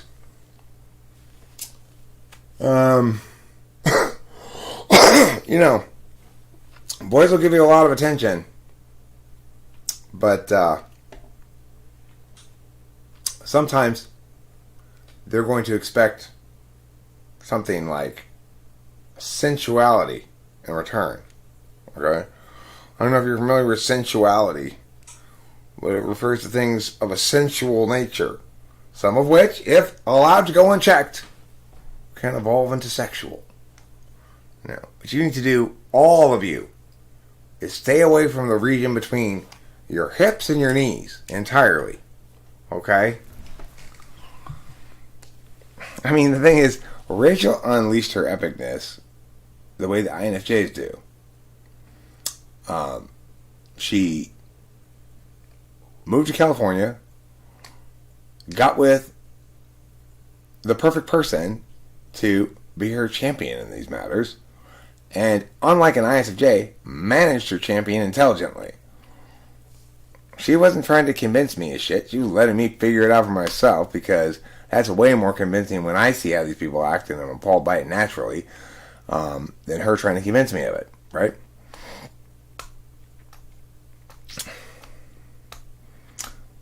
Just remember these words when dealing with boys, Kyra. No, no, no. Okay? Remember that. Practice it at home. It'll keep you safe.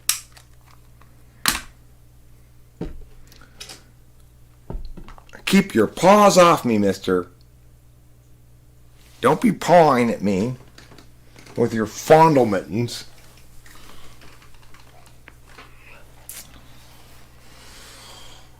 Oh, goodness gracious. Yes, lawnmower? What are you saying to me?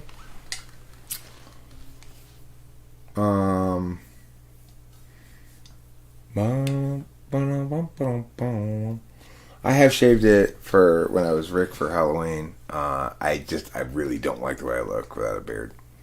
And I won't shave it again. I don't feel like I'd lose my mojo. I think I'd be somewhat less visually agreeable on camera.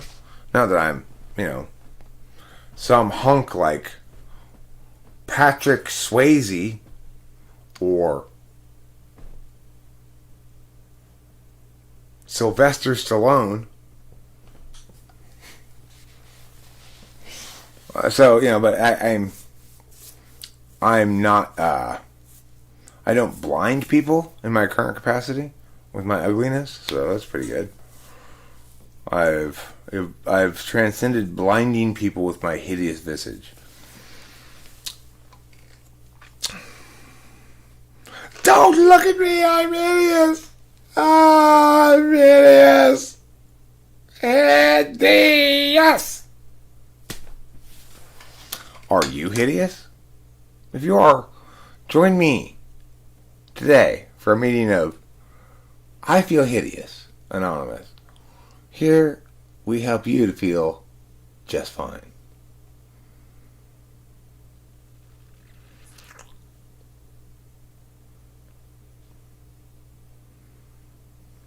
Hey.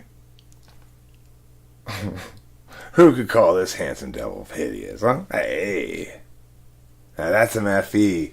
Hey there, friends. Have I ever told you you're my favorite viewer?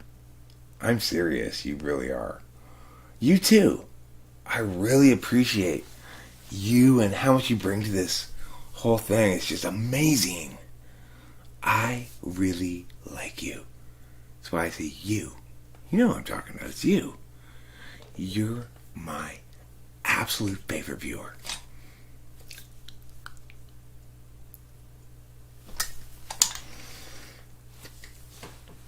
Do I like Monty Python? Yeah. I mean, it's dated, but yeah. I liked it when I was a kid.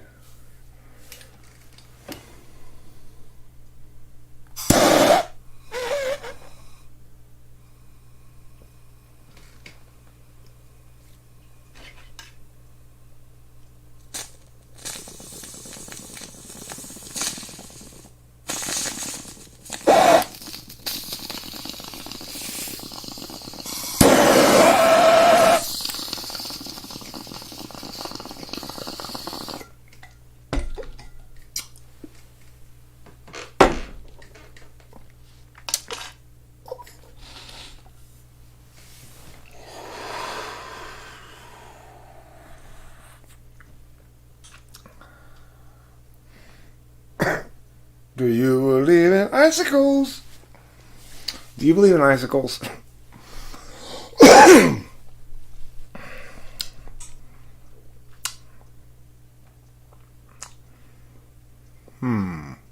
Who am I talking to? Am I talking to you, CJ? Hey, CJ. I'm talking to you. You have not only 2 C's and 2 O's and 2 N's and 2 L's, but you also have an apostrophe. This is the only thing you don't have 2 of is a J or an E. That's about it.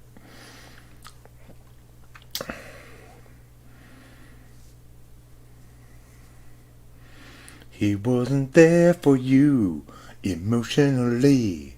That's why you gotta say, hey there, be friendlier and feel my moist. That's how you know that you're going nice. Eric, how do you feel about the full release clip of the guy who died by the cops that started the protests? I haven't watched it. I can't watch those things, really. Bruh, you're just gonna light up outside? A cop will see me. Good point. And clearly, I'm no longer in California. So it's probably not legal where I am. Hello, I am new on here. Greeting everyone. Hello, Anky Pank. I don't think that you're entirely...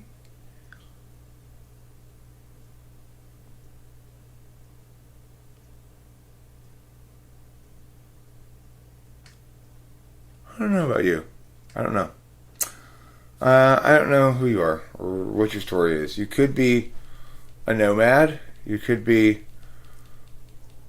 a Russian spy.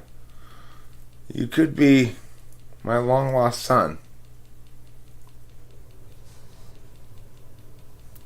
You could be my long lost son's girlfriend. It's hard to say.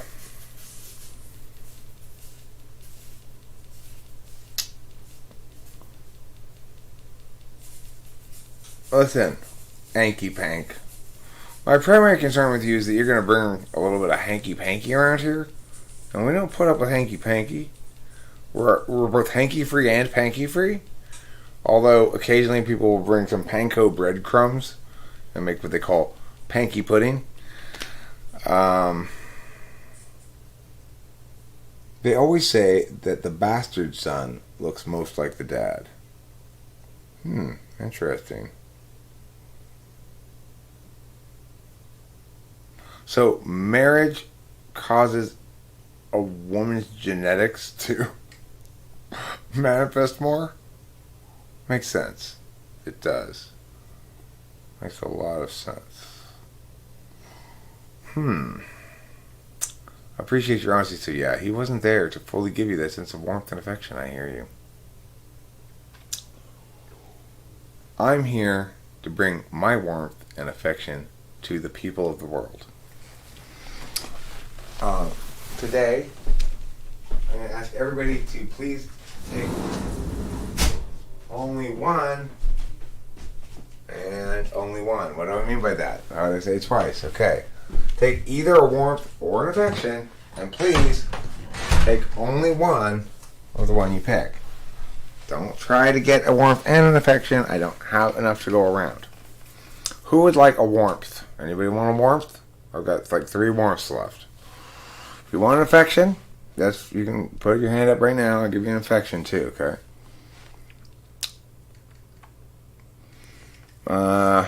Warmth. Aster the Earthling. Okay, here you go. Here's a warmth for you. Hey, you're fine. Stop complaining.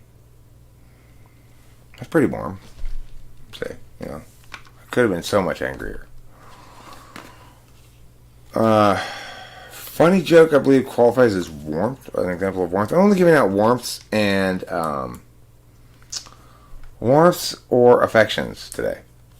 I'm not giving out funny jokes. It sounds like you want a warmth, Nicholas. Okay.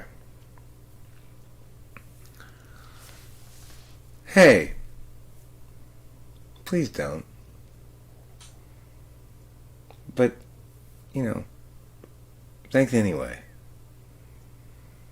How's that? That's pretty warm. You want an ounce of warmth, a whole ounce to your head, Winston's mom? Okay, here you go. Oh my God. That pot roast you made was so good. I enjoyed it. Greg enjoyed it. The kids enjoyed it. We ate every last bite of that. I just wanted to bring your pan back. Here it is. I love it. I love this pan. You know I've always loved this pan.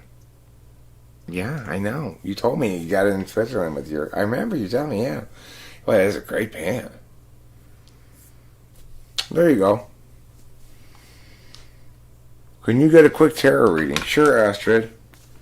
I'll read your tarot. Alright, let's see what's going on with Astrid. Alright.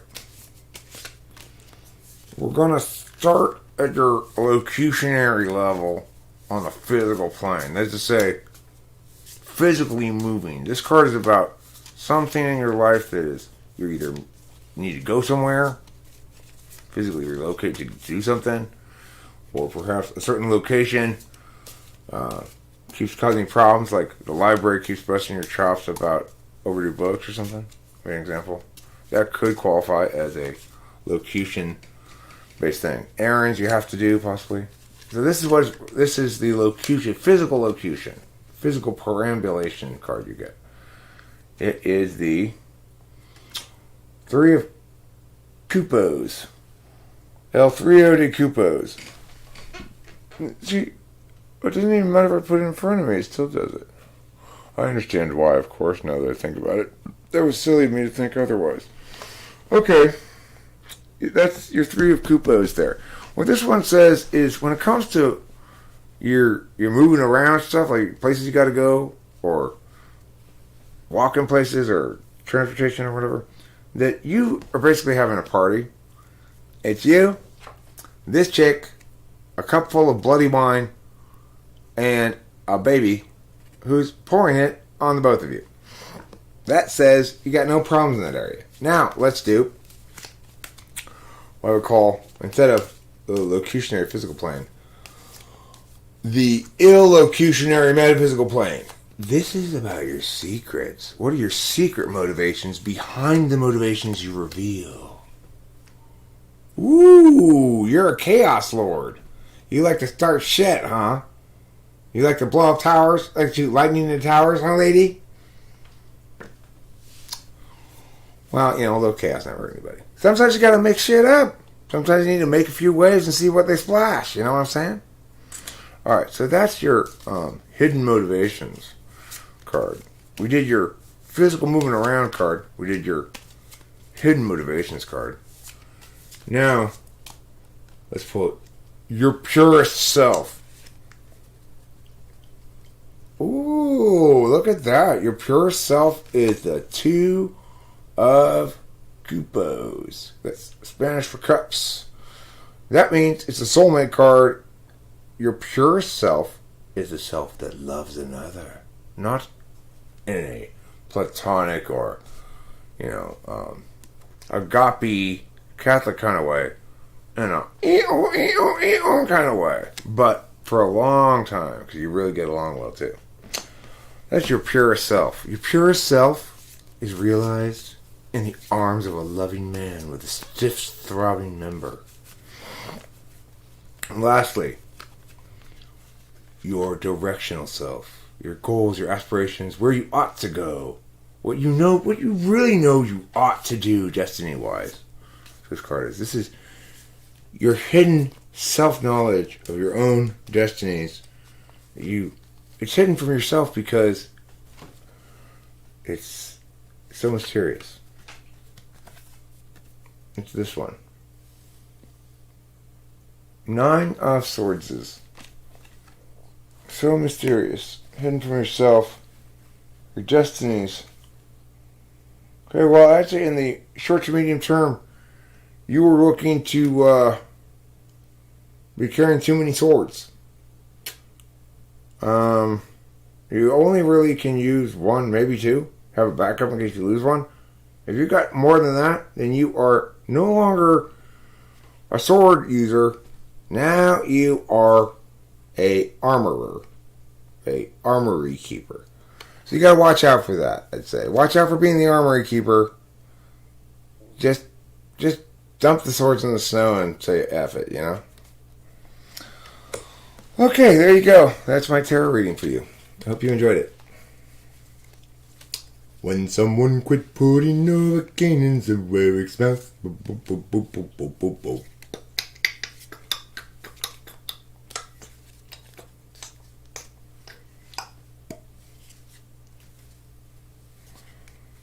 Okay. What are you apologizing for? Did you say something actually offensive? I doubt it. Acid, more like acid. That's what, if you have historically been teased with that from my childhood or something, then I too am like, oh, sorry to bring that over and have you re-experience that. But if it's new to you, you know, it's one of those silly jokes that people make. You know, Eric, huh? More like stupid. Like that kind of thing. It's the more like joke. Proceeds with more like, follows with meh meh meh. Fill in meh meh meh with your own meh meh mehs. Okay. Here you go, Anky Pank. Since you say I'm good, I'm going to pull you a card, okay? Let's find out. Find out what's going on with Anky Pank. First of all, your secret identity card. Or if you have a secret identity, this is going to reveal it. Let's see if you do. If Anky Pank have a secret identity, Page of Wands. Who's the Page of Wands around here? Winston's mom? I'm going to ask you, of all people around here, who do you think seems most like the Page of Wands? Yeah, like Eric, more like Erica. Exactly. Alright, so, Anky Pank, that's, if you have a secret identity, it is the Page of Wands. If Winston's mom has a notion of somebody around here who she thinks of as being the Page of Wands, maybe we could make a guess about who you, in theory, might be if that universe ends up manifesting as the Sailor Antoine.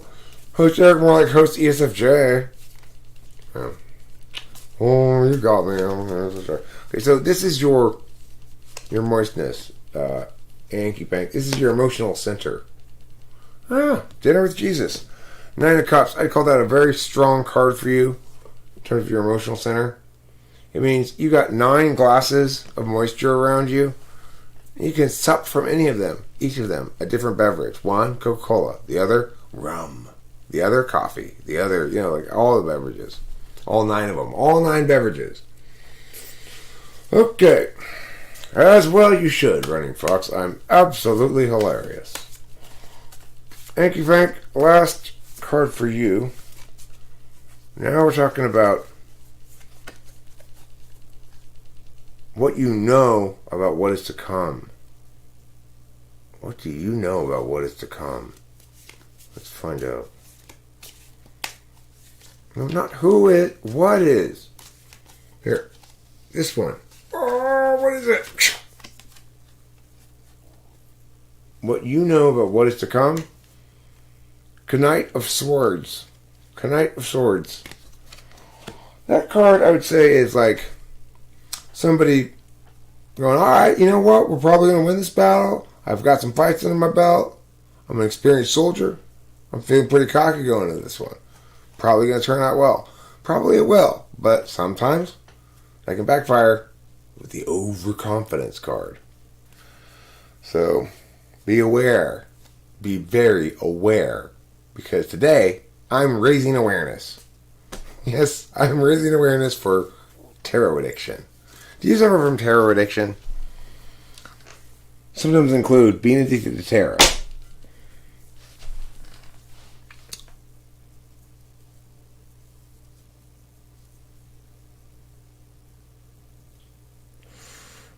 Every once in a while, Kyra, when I am, if it's dark out or something, especially, and I'm not really paying attention, I will, and I'll light it.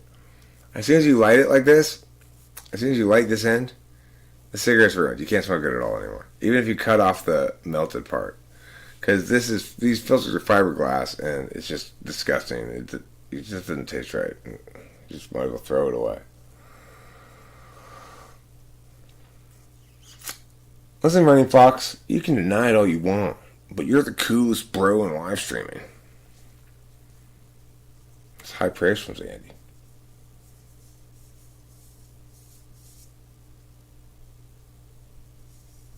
You have to leave it there. I mean, but I did it maybe 2 weeks ago. Prior to that, it had probably been 4 or 5 years since I had done it. I almost never ever do it, but I did it a couple of weeks ago. You know, after you do it a couple times early on in your smoking career, you go, okay, I need to not do that. That is wasting a perfectly good cigarette. You know, it's like, what if it were my last one and I was about to smoke my last cigarette and I ruined it? That'd be very, very frustrating.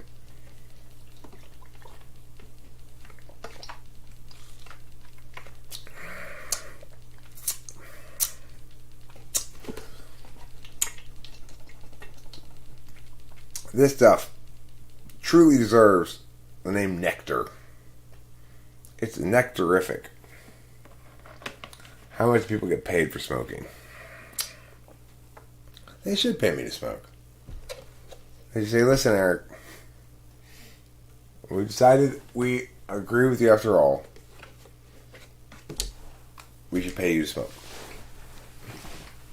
Instead of you paying us to smoke, we'll pay you to smoke.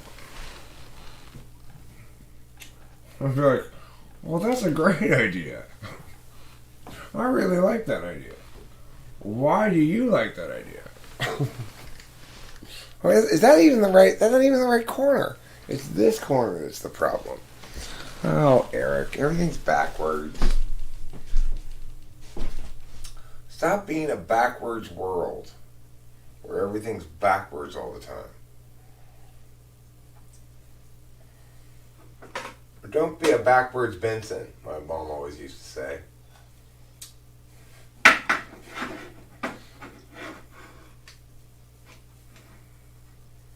Don't be a backwards Benson. You're harshing my mellow. So mom always used to say that. She was constantly saying that to me all the time. Uh-oh, Eric's getting silly now. Guys better watch out. Sometimes things can get a little silly around here if you're not careful. This is such fucking shitty TE. Eric, you're so terrible at your TE. God. Fucking hate TE. That's why. God. Just stay over here a little bit further. Just a little teeny bit further and you're fine.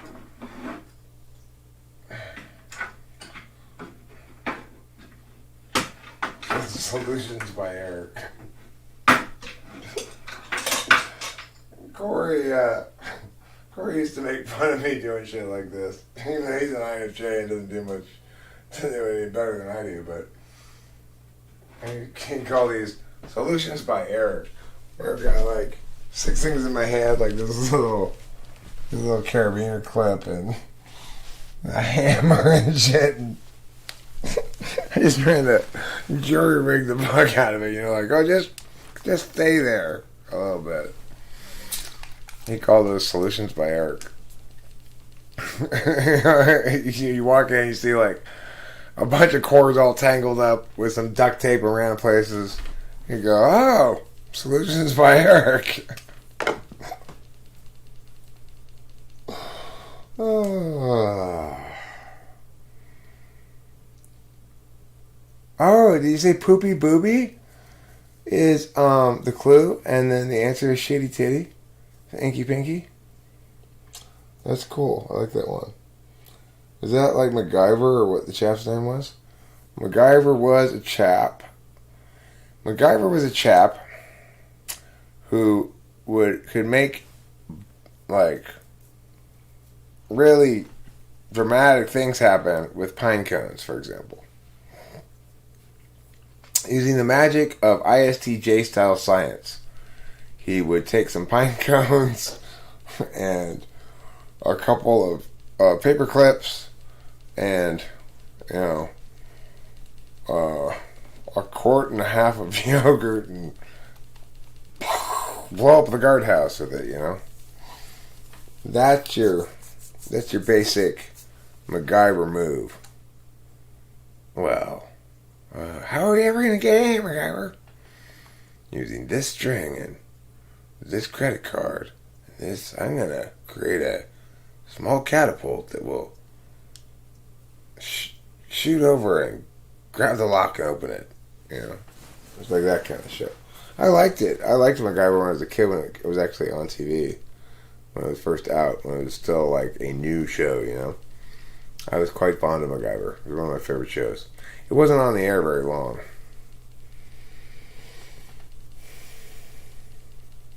And of course, you're always waiting for the explosions when you're a kid. It's like, okay, MacGyver, yeah, that's great. You use the paper airplane to unravel that cord or something, but I want to see some.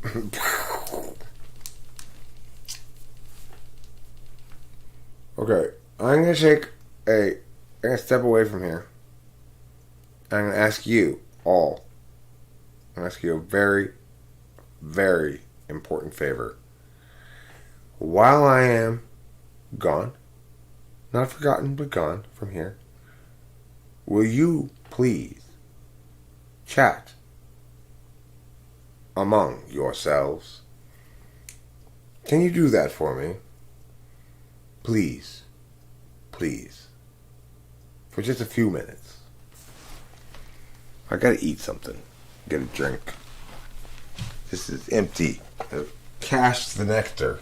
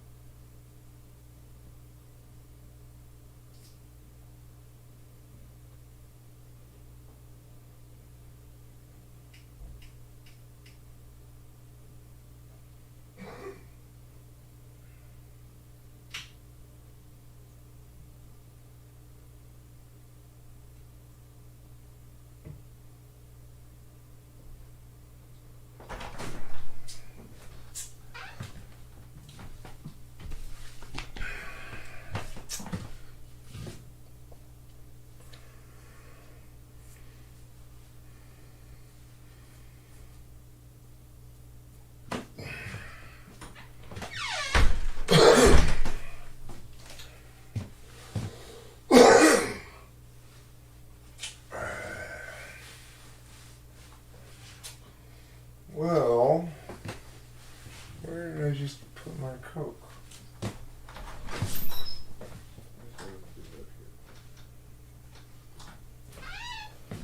Oh no. Oh no you don't, Mr. Ants. Oh no. No ants are allowed. Alright, I left a piece of chicken on a plate for the cat. And about, a few hours ago, and I look over there now, and the thing's covered with ants.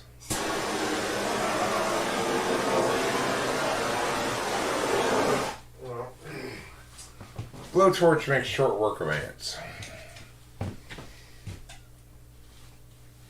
That's how they learn. Eric, death is not teaching. Nobody learns anything from that. Not, in fact, it's sort of definitionally impossible to learn from that.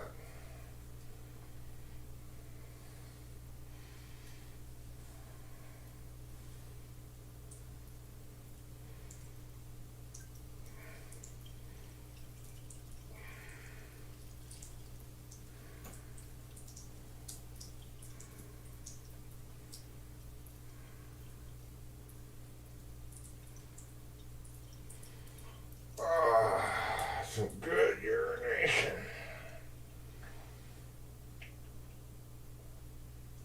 $10-gallon hat worth of urination.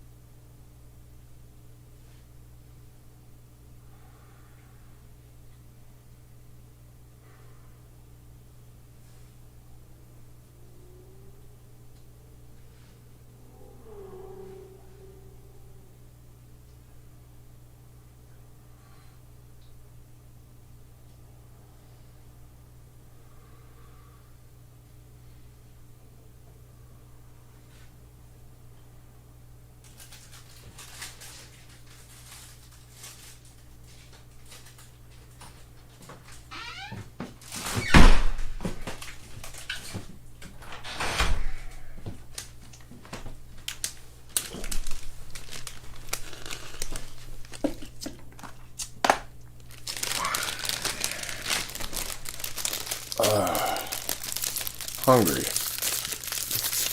You see, when I am hungry, I fade pretty fast. Like I start feeling like, ugh.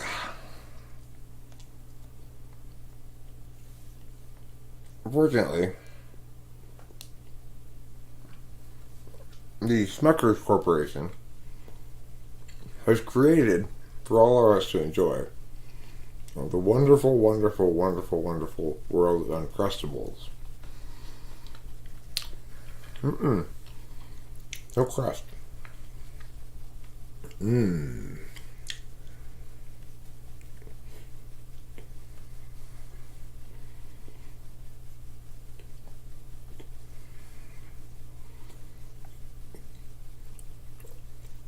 Cherubs And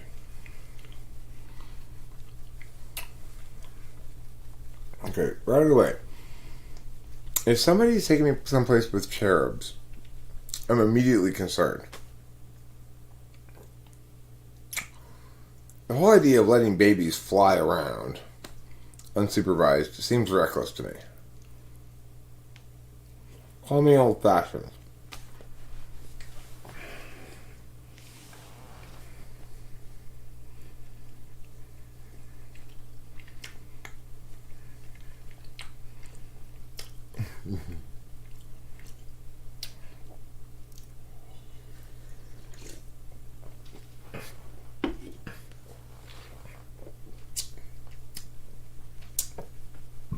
Ring Fox, I'm going to tell you something right now. I'm going to tell you two things. First thing I'm going to choose. Second thing you're going to choose. Okay. First thing. You are secure, and now you pick the hole.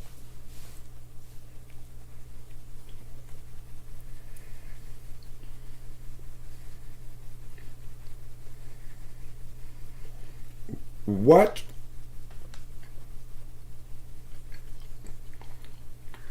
I'm very secure in my nostrils. You can be a nostril if you like. The thing is, though, everybody has to be some kind of hole. You must be an orifice. The only other choice is to be discharged. Nobody wants to be discharged.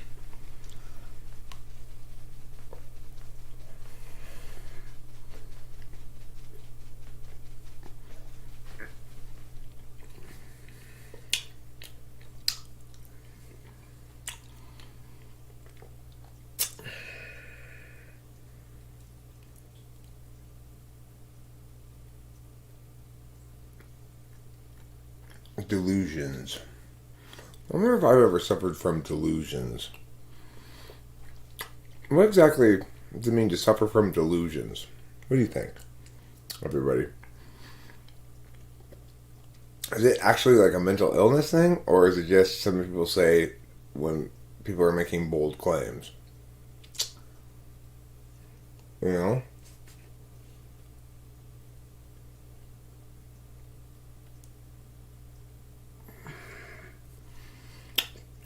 INFJs don't really cry about shit like that, but they might get mad about it. They might seethe about it for a while.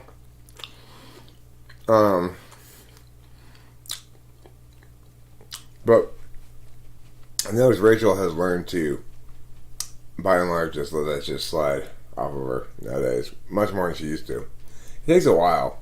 I used to get mad about stuff too. I really don't anymore. I mean, I get mad about big stuff, but I don't get mad at people around here, really. I do think about, well, sometimes some things that somebody will say, will be like, that's not true, that's not fair, but I forget about it soon enough. Blessing of fourth slot SI, I guess.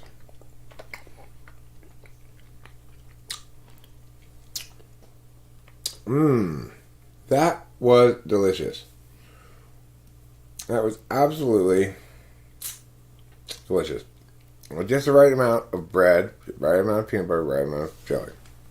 But does that mean the food parade is over? No.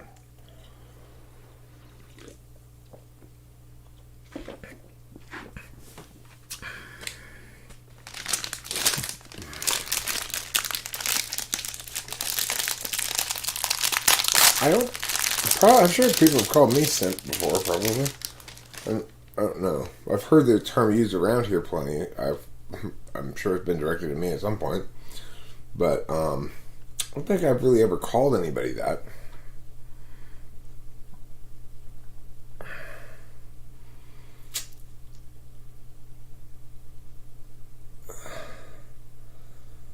Do I like cream pie?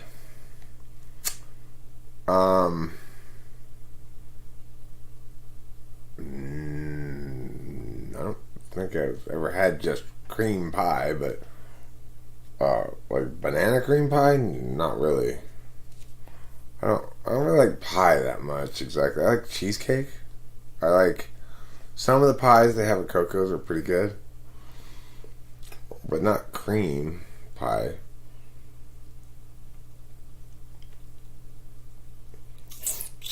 Hey, lawnmower, are you being raucous this evening? Are you? Are you trying to cause a mosh pit here at the Modern Jazz concert? I think that's what you're trying to do.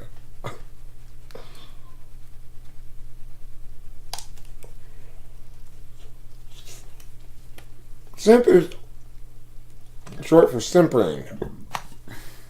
Basically mean one who simpers.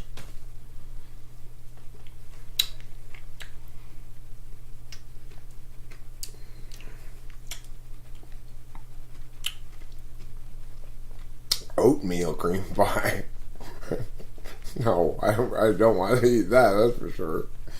Oatmeal cream pie. Why would you make a pie out of oatmeal?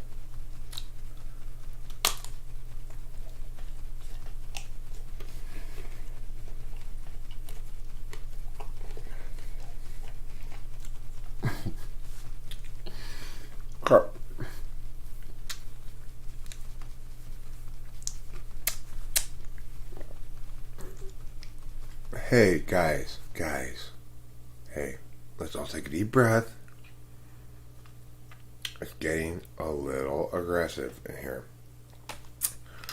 Now, we've talked before about how this space is trigger safe. We don't trigger each other. Okay? We don't trigger each other. Don't be a fool triggerer! Triggerer!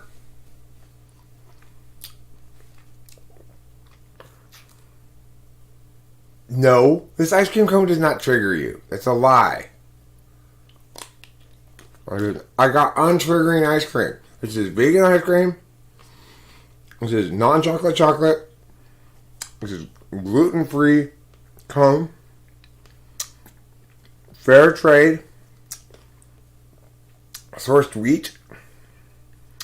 And vegan. It's vegan as well. Well, it can't possibly trigger you.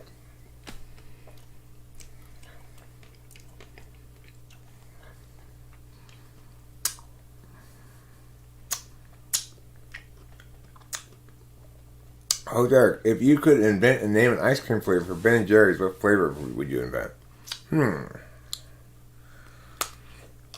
Good question.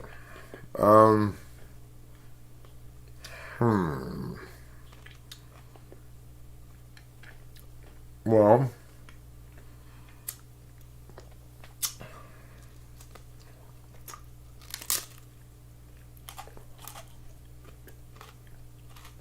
okay. Gonna sound a little weird, but I bet it's gonna be really good, okay?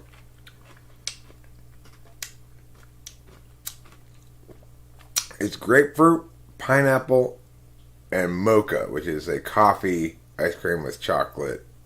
Bit of chocolate ice cream in there too, I guess. Mixed in a little bit, you know. Okay, so grapefruit, pineapple, mocha ice cream. And then the name of it has to be some sort of pun, right, for Ben & Jerry's. Let's see.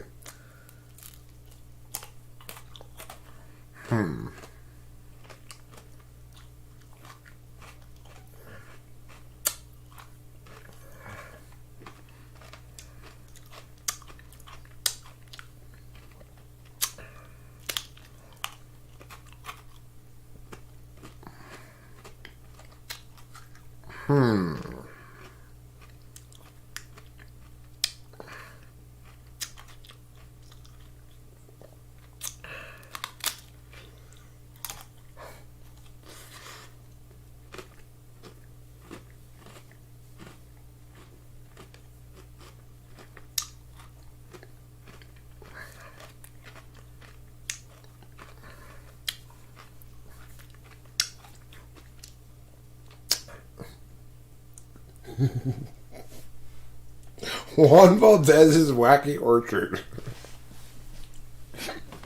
That's the name of my ice cream. Juan Valdez's Wacky Orchard.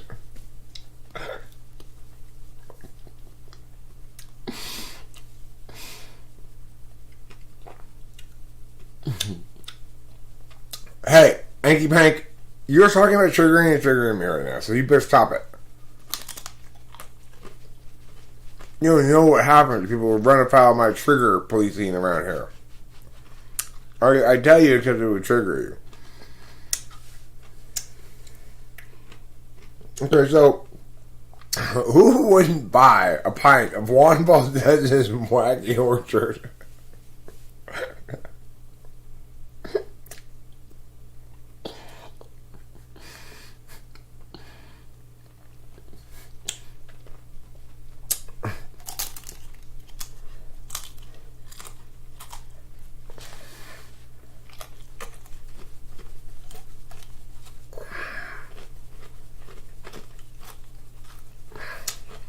The psychology of purpose. Nicholas Watson, what I learned makes me happy is what fits me well. Goldilocks maybe, but it's important your choices fit you well. Be comfortable. Right.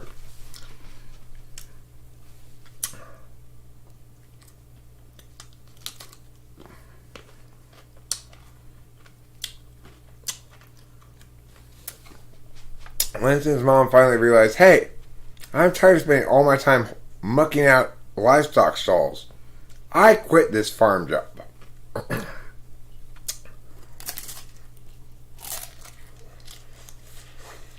There is no paper. It just looks like that kind of green screen.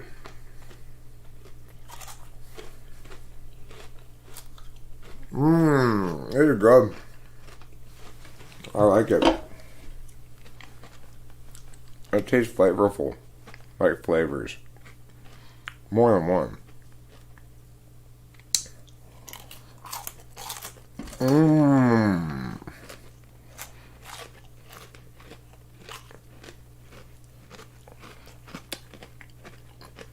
Good job, Drumstick Corporation.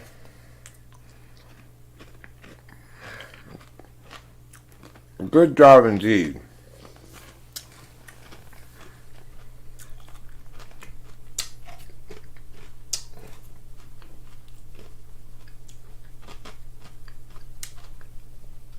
I'm not a child lawnmower. I don't use those kind of languages.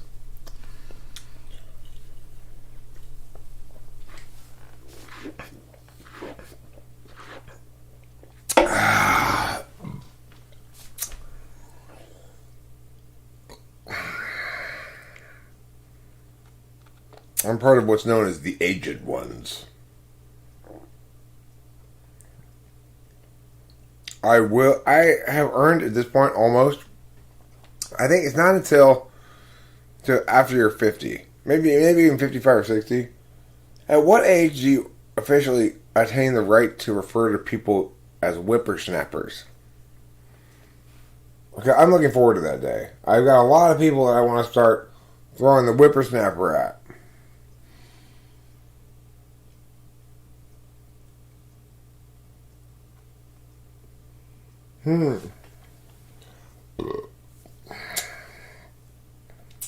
This be over 65 to use whippersnapper?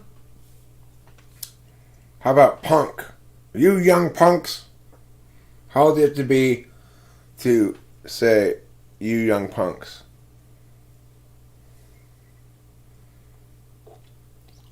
Or teenage delinquents?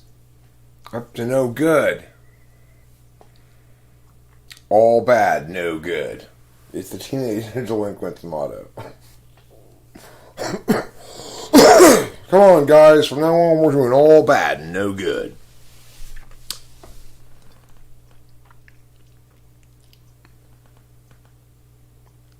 Astrid, if that's true, then you better zip it, whippersnapper. Because I'm 49.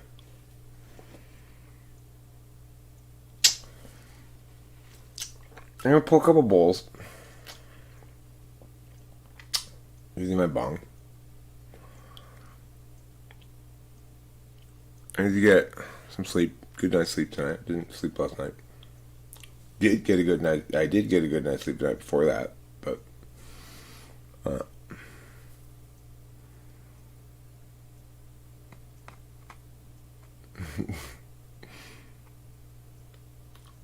I mean, I've been offered senior citizen discounts at places before, or they ask me sometimes, like, will you be taking advantage of a senior discount today? No, I will not be taking advantage of your senior discount today. I am not a senior citizen. Me? You thought I was here? Ma'am, I am 31 years old. God. No, man. I was saying no, thank you. Basically, because I don't want to eat. I think of senior citizen meals as being like kids' meals or something, or like smaller, or not as good. Or like, half-assing your meal. Like having to cut corners, like, okay, I'm only going to get one piece of bacon because I'm getting the senior citizen thing. I don't like that.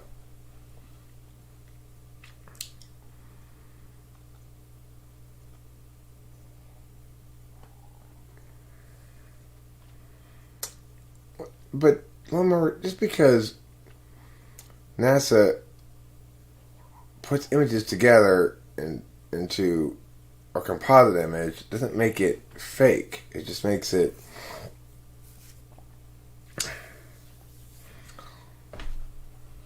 like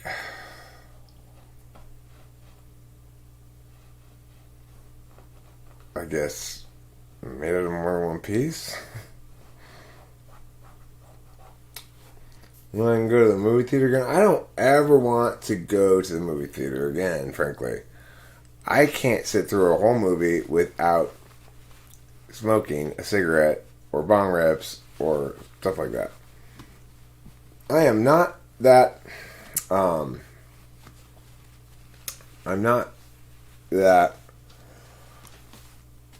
still. Sitting in a movie theater seat for couple hours, I'm just not that still of a person. It's like, okay, I need to get some extra stimuli in the mixer. I need to pull some bowls. I can't just sit here in this chair drinking, eating Red Vines.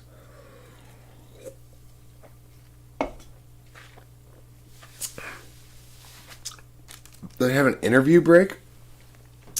My dad says when he was in Europe in the 60s in France, that people would smoke in the theater, and everybody smoked.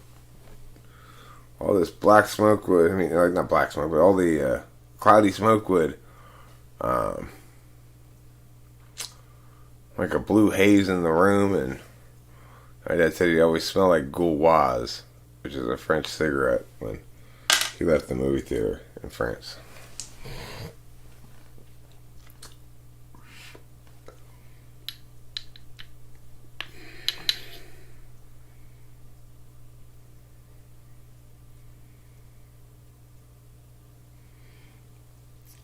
You got to be doing something while watching a movie to ensure your sensory is not higher in the stack. No, man, I've got a pretty textbook 4th slot SI. So right now I'm bouncing my left knee. You can't see it, but a lot of times I bounce both knees. And sometimes, even when I'm live streaming and I'm trying to pay some sort of attention to how I appear, at least a little bit, even during live streams, I'll sometimes do this kind of shit, Why? Well, because this is when you're not paying attention to your SI consciously or willfully very much, as I'm not, then you're not very aware of the fact. I lost track of the fact that my knee I'm still bouncing my knee, It used to be the case that I was even worse about this, but YouTube has trained me to be more still, especially when on camera. But for example, I wasn't very still at all in that video that I made outside with Rachel the other day. When I think about it, and when it's brought to my attention as an FE thing, I can still myself more. But that's not a sign of good SI, that's a sign of bad SI. Same with the smoking and stuff. It's because I don't pay attention to my SI as like a well-being state. Like SI dumps typically will understand their general overall state of well-being. Instead, I see it as something that requires a fairly large spike of stimulation to demand my SI attention.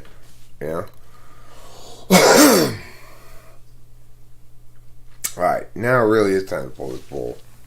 I got sidetracked by the fact that I was looking for the torch. I'm just going to use a lighter. I'm just going to light her up. Here we go. Let's see how we do. You can see it's packed right there. Got a nug. That's what's known as a nug. Okay. Little nug right there. Let's stick it right there. And then we're going to pull this. We're going to pull this pull it through as possible, if I can.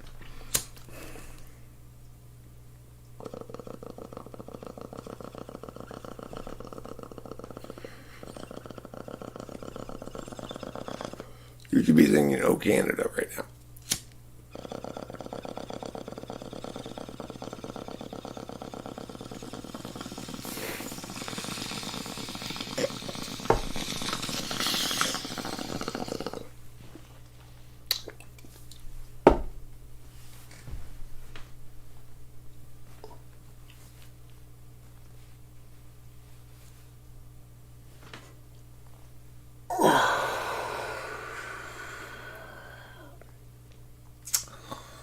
Oh, Canada. Oh, yeah. That was a good one. That was a bell ringer. It's easier to get a bell ringer when you're already tired like this.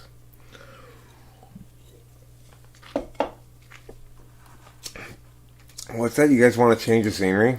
Okay, let's see what I can do for you.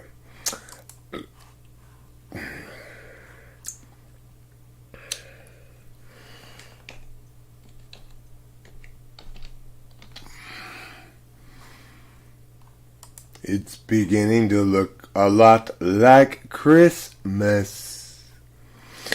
Everywhere you go, when you're out in the five and dime and making all that shit rhyme, then you'll know that you've been bam bam bam. It's beginning to look a lot like meow meow. Everywhere you meow. Everywhere I meow? Yes. Absolutely everywhere.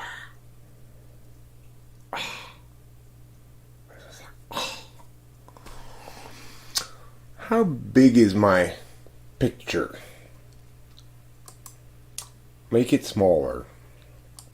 Scale image. I'm gonna make it like 1800 wide? 1600 wide? I don't know. Nobody knows these things. You just gotta kind of guess. Alright, that make it to 1800. Fine, 1800 wide. That looks like it's gonna be just fine. Alright, here we go. Now, let's export this image to the Mias in the following fashion. 0 A 0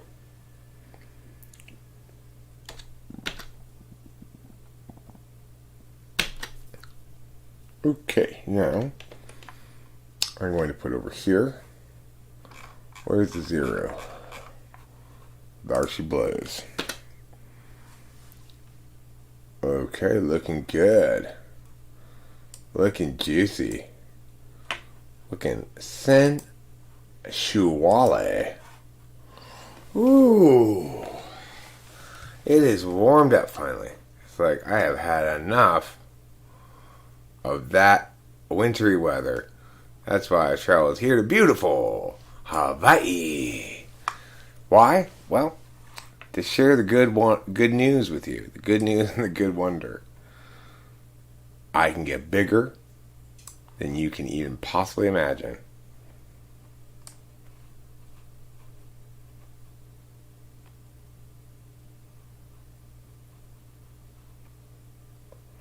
It's so beautiful. I'm swept away by the beauty. Look at the sky. And the water and the boats and everything. It's amazing. This thing is fun. This thing is fucking silly. Look!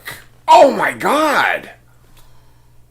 I must be. That must be the shore right there, I guess. You just can't see it, but I must be sitting on a chair on the shore, I guess. Hi, friends. I'm here today, as always, on location in Hawaii. Apparently sitting on a chair. Yeah, I must be. This is my point. So I've been trying to explain to you people. Why don't you listen to me for once? Listen! I'm serious. Guys, I'm serious. No, I'm not joking. I'm entirely too serious for you. I don't joke about things like this, guys. Okay, there. Finally, I think I've got it. I've got it approximately where I want it to be. There we go. Now. Okay. So, I believe we were talking about taking ownership of the power within.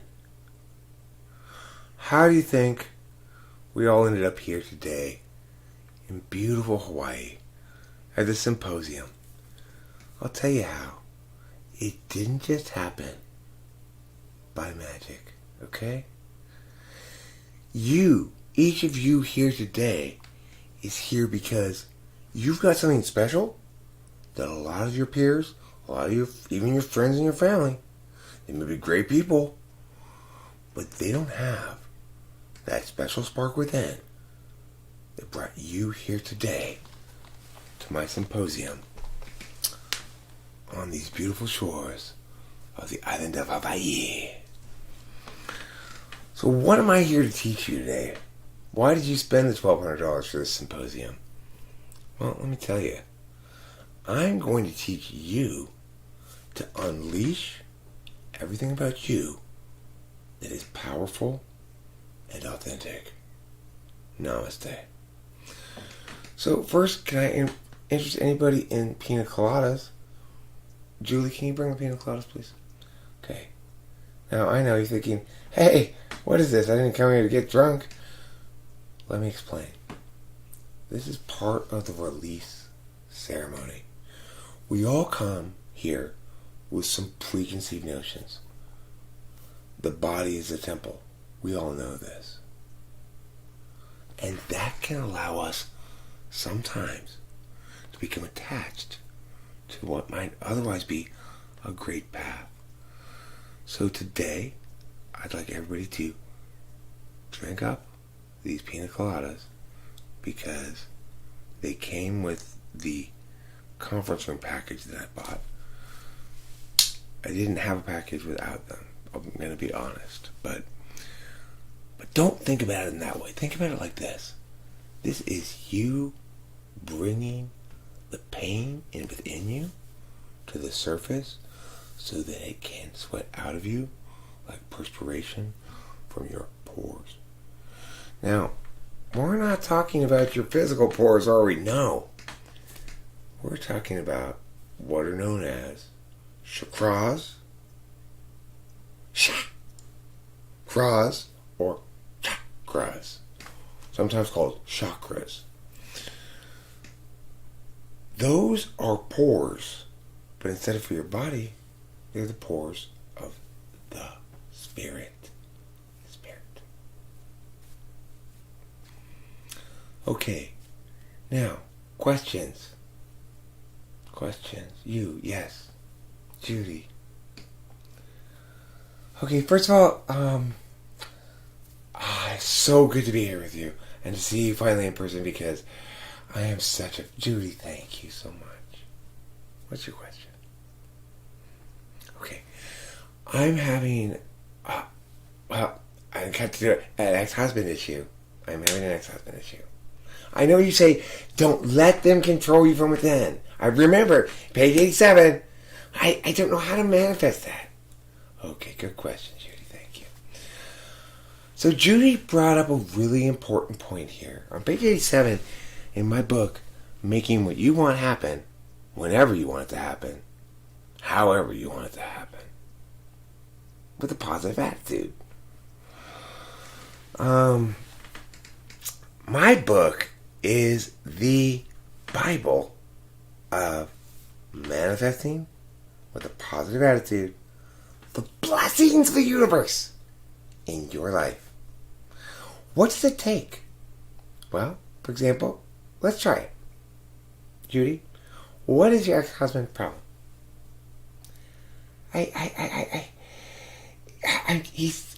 He's toxic. He's so difficult. I try to change it. I say, I have to work. Can you please tell me for on the night? And he said, I can't. It's just, I already sent the babies at her home. It's a lot of stress. Listen, Judy. Have you finished that pina colada yet? Okay. I want you to take a deep breath. Everybody join in here. Lawnmower, Kyra, Winston's mom. Oh, Zandy, you're talking in the back of the room. I want us all to pause what we're doing. Just stop, just shake it loose, okay? Just shake it loose. Now like this, we're going to breathe. I'm going to show you how to breathe. Who thinks they already know how to breathe, right? We all know how to breathe. No, you don't. Like this.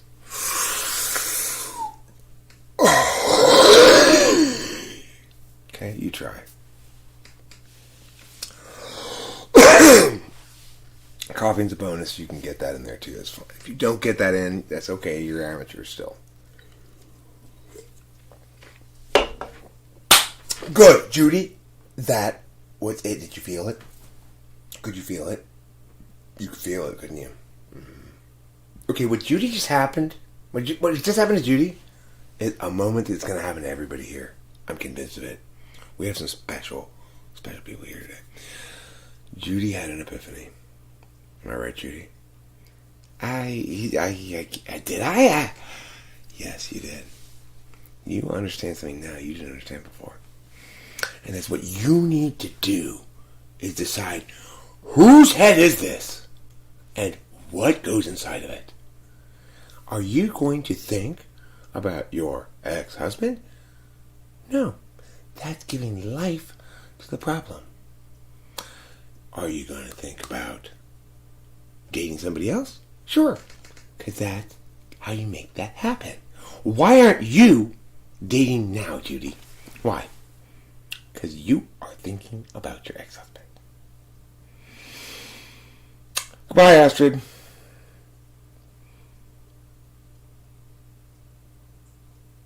I am bringing people to the state of spiritual transformation.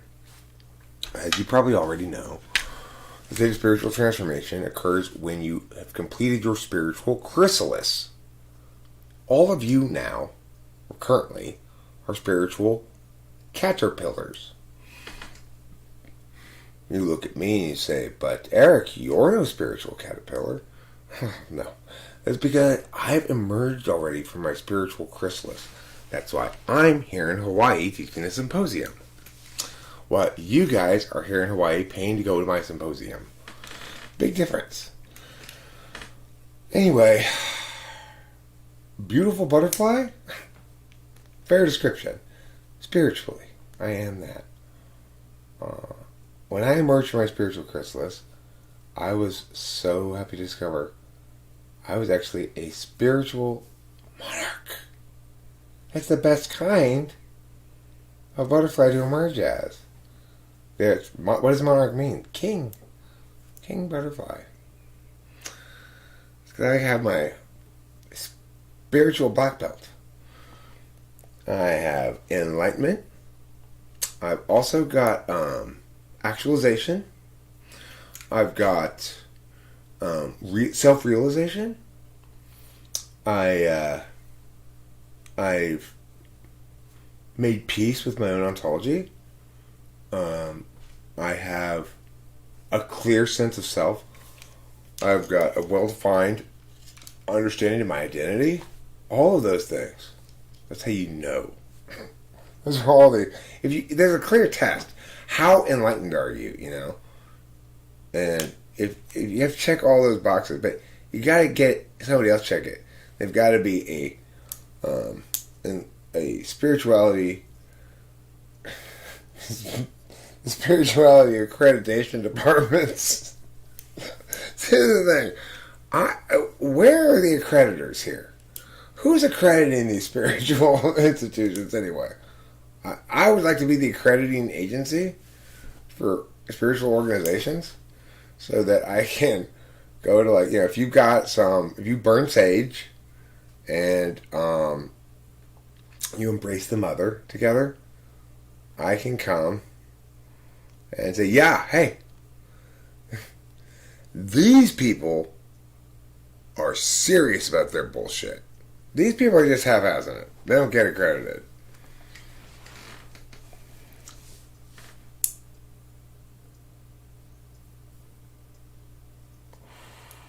You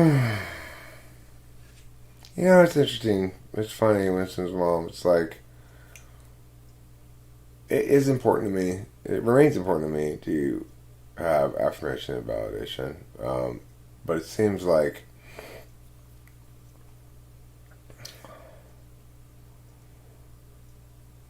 I'm trying to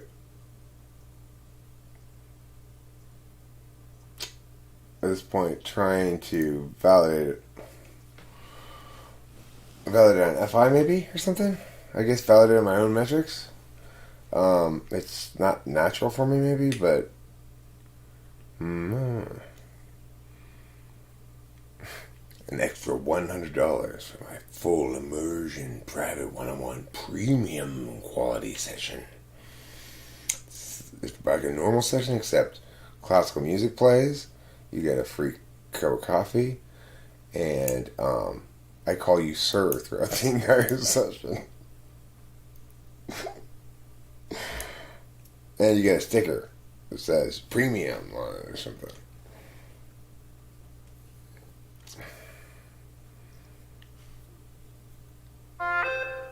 Well, my phone made a noise. What's it trying to tell me?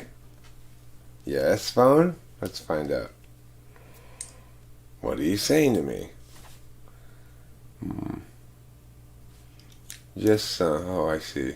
I guess I'm live streaming apparently. Maybe I should watch that. Oh, wait. I'm doing it right now. Premium Seeker.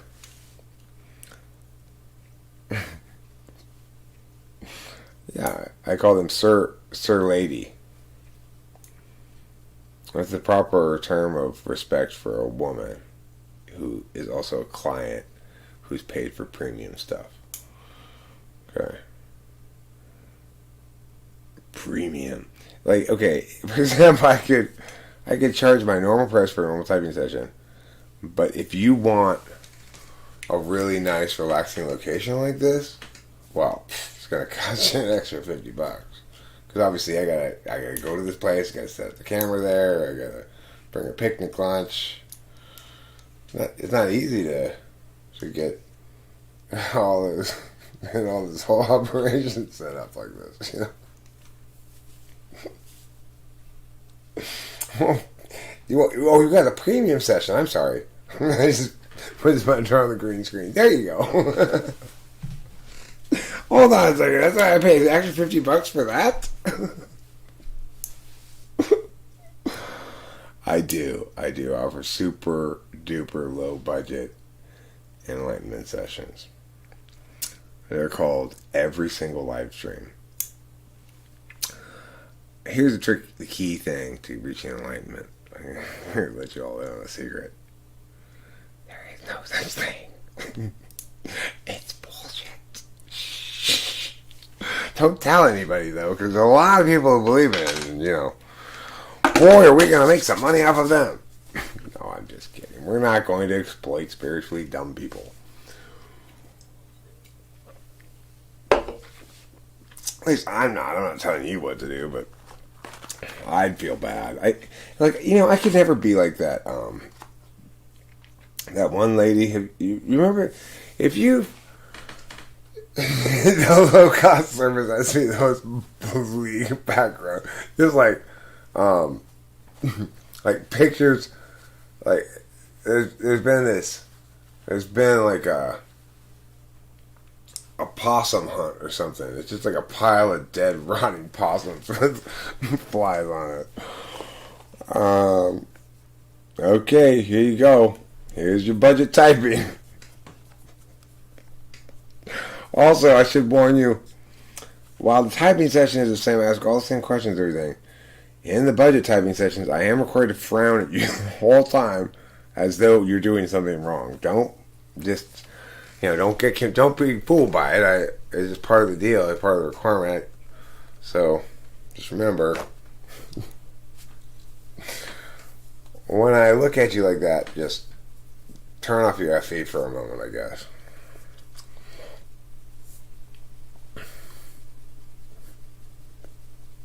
It's like, okay, we got your regular price one budget. Well, okay, so budget's the same as regular price, but with 4 insults, 2 eye-rolling, sarcastic responses to something you say, and 5% less certainty at the end of your type. So, even if he's 100% certain to say, "Ooh, you're about 95%." Which I find is spiritually dumb. I mean, shouldn't have said spiritually dumb. I wish I hadn't said that. I didn't mean to say, but I retried and I say that instead, spiritually gullible person. I don't want to exploit spiritually gullible people. I don't think I could sustain it. Like, spiritually gullible people are sometimes people who are in desperate straits. Like, they've got a very serious illness and they're hoping for some sort of miracle. And, that especially you wouldn't want to exploit those people. But, all the people who are susceptible to that shit are susceptible for the same reason. They think there's something wrong with them and that this, flim-flam artist has a cure. It's that simple. They've had pathology inserted into their identity, probably by some toxic person in their life, and have internalized it, and are now seeking some expert on identity to set them free, or whatever,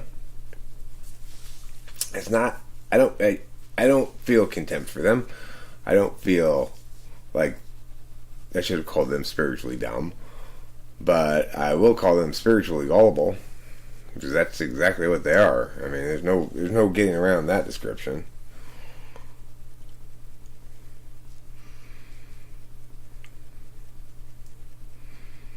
Like, I don't want to sell. It's like my joke, right? My joke is that I have this church called God's Big Heaven Church. That its whole business model is that, first of all, it advocates a understanding of Christianity that says as long as you keep drinking holy water regularly, you basically can keep yourself sin free. So even if you're like having an orgy, as long as you keep pounding the holy water, you'll be fine. So that's one of its advertising approaches, and it tries to really corner the market on holy water and make a killing. So selling, get into heaven free cards basically. But the other selling point is, of course, that it has the biggest heaven. That the other heavens are all smaller, and they were made before modern technology, so they don't have Wi-Fi. Whereas God's Big Heavens Church does have Wi-Fi. Plus, cool parties.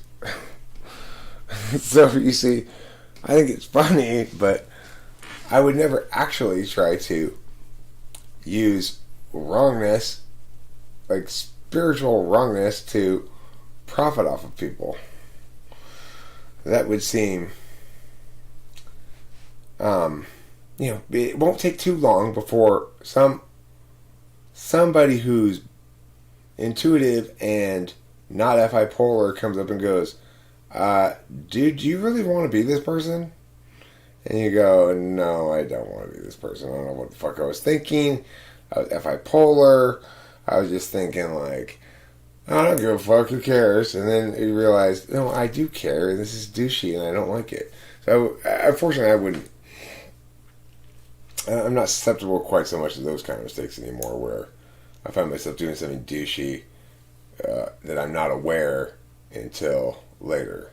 I've learned most of those things by now. I still can be douchey sometimes, but it's usually in my yelling at people and stuff, not anything substantial. I know the true way to gain enlightenment is to look into a mirror, ask life's biggest questions to yourself, and sit there until you figure it out. Well, what makes you think the answers to life's biggest questions are equivalent to enlightenment? Why would enlightenment be composed of answers to questions? It's an interesting idea, though. That's why I'm addressing, not really trying to negate you. I'm just saying, that's a good, interesting idea. But I think we all need that intuitive person who isn't FI polar to set us straight. I mean, I do, and have, less substantially and less frequently as I age, but I can still be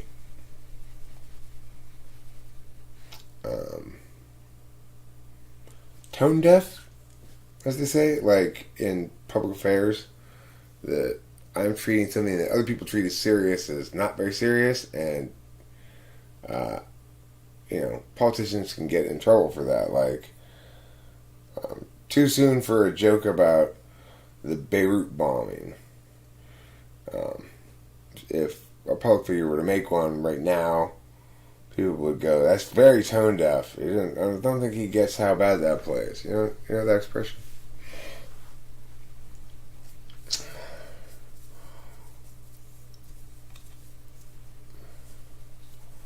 Like George Lucas and Michael Jackson? What about them? What do George Lucas and Michael Jackson have in common?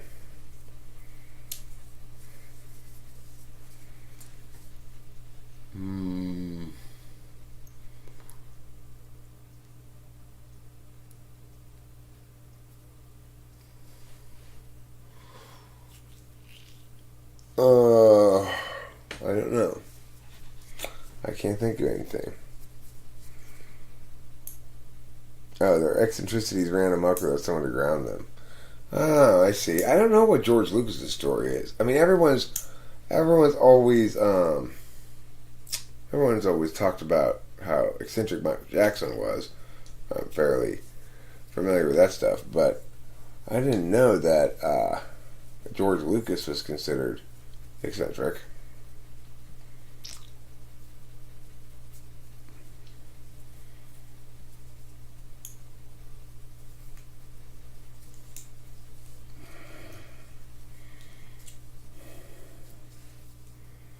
I always hear MJ, whose eyes of P or something. Oh, Michael Jackson. Do I think Michael Jackson was intuitive? Probably not. No, I don't think he was intuitive at all.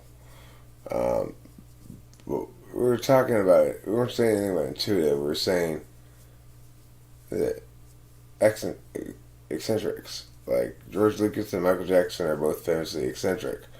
So I was like, well, what's eccentric about George Lucas? I didn't know. I mean, I'm sure there's something, but I just don't know what the story is, or what his story is in general. In regard to how he handled the Star Wars prequel movies, I mean, he directed those.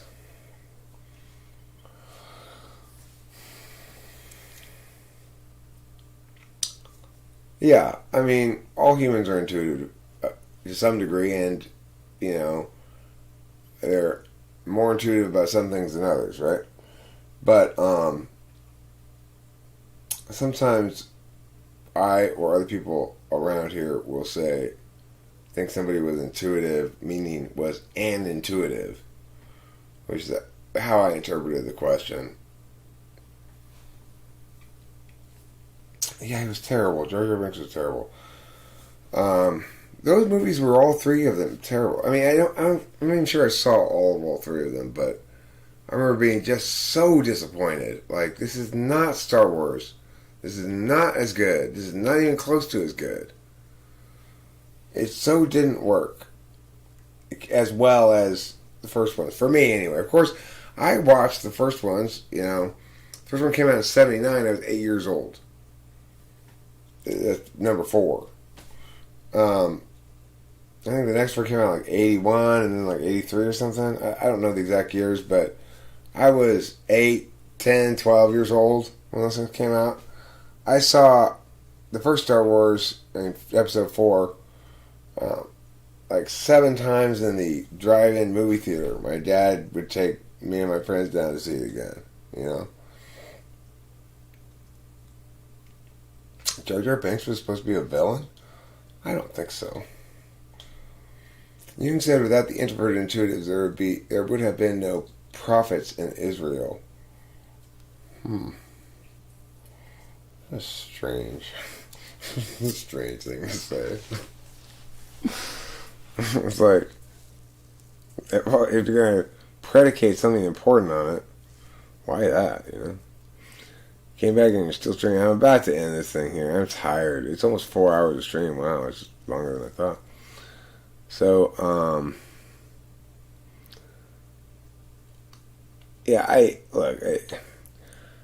the fact is, Lawnmower and anybody else who cares, I'm not too worried about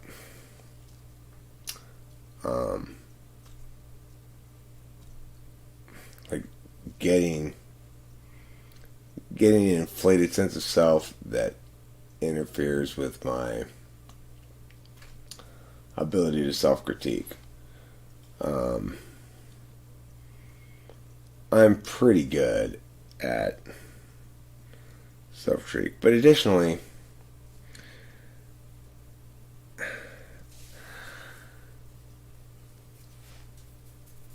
it has something to do with being FI polar and SI fourth. It's like, I understand myself as a weak, fleshy being, you know, who needs a fair amount of ease and comfort in the world. You don't expect me to go roughing it, living outside for weeks at a time, because I get too cold and uncomfortable and itchy, and I don't like that. You know, it's like, I got that side to me. So that same thing that produces that also produces a sense that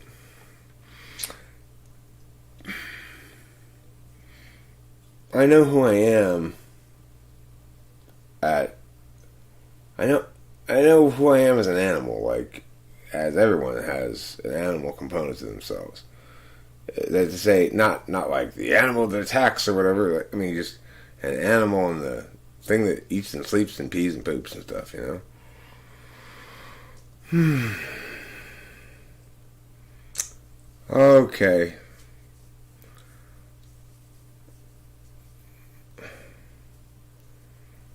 Well, everybody hated Jar Jar because he was a terrible character. He wasn't funny. He wasn't likable. He didn't seem to have any purpose in the movie, really. And it just seemed like an exercise in merchandise tie-ins and stuff, you know? I don't know. Misa Jar Jar.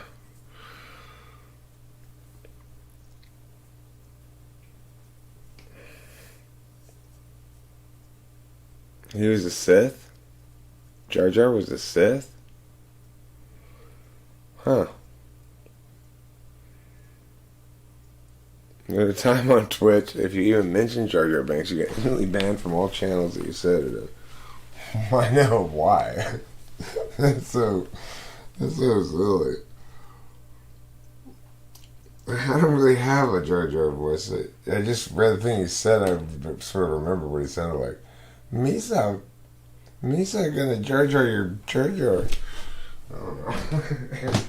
I don't know again.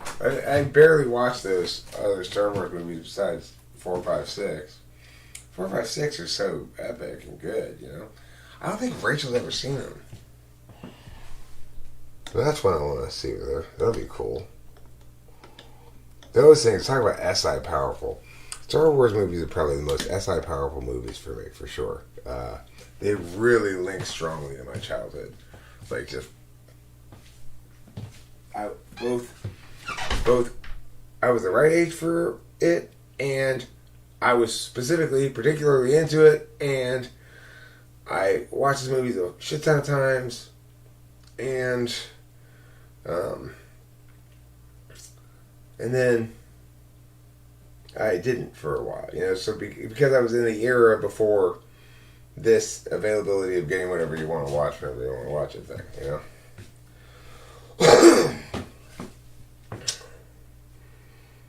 Episode 3 is so sad.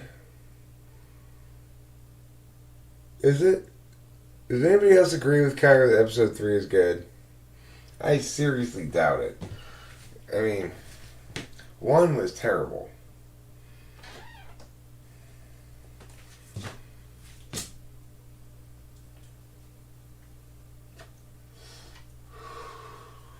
I guess they still made a lot of money anyway, huh? Even though they weren't any good.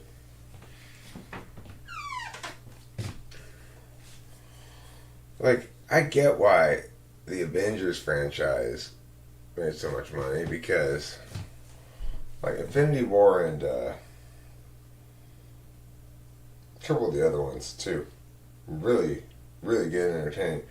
The last one, Endgame, a little long, a little slow in spots, but still pretty good.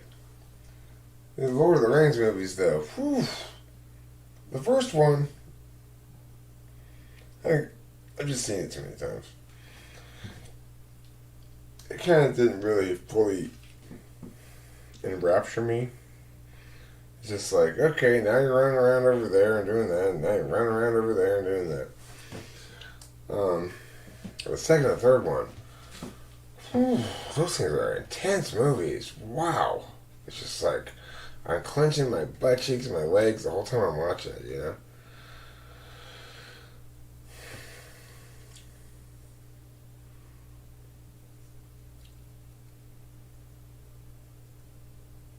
Okay, well, Infinity War, I think, I also would say, is the best of the Avengers movies. I will say, other MCU movies that were totally worth my time. Doctor Strange was good, excellent, I enjoyed it a lot. Thor Ragnarok, all praises due, like, that movie is a masterpiece. Here's another couple of good ones. But the movie that I've seen recently that I was most impressed with was Wet Hot American Summer. That thing is fantastic. So good. I almost want to watch it again just for like analyze it. Like, how is it? What's it doing? Wow. How is it so funny?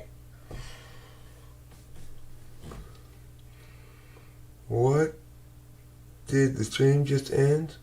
No. Eric, my most favorite scene was Sam lifting Frodo up in the third.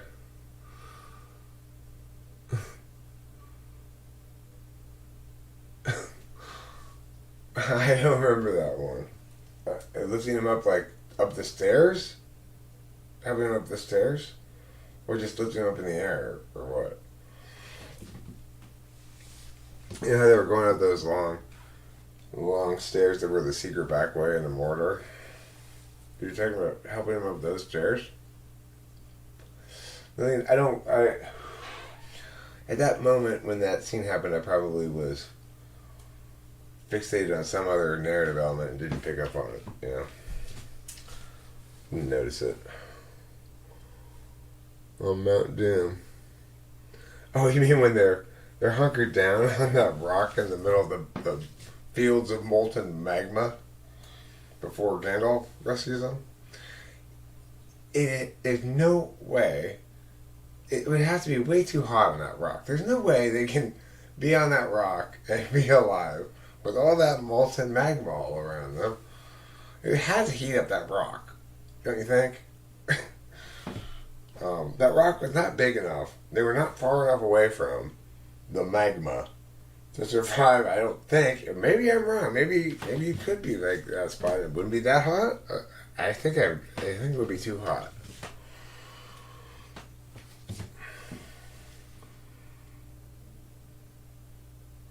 Oh yeah, that one. What I can carry you? To which I said in the movie, I guess that means ring bearer isn't subject to the community property. That's what I said during the movie. But that was a pretty good joke.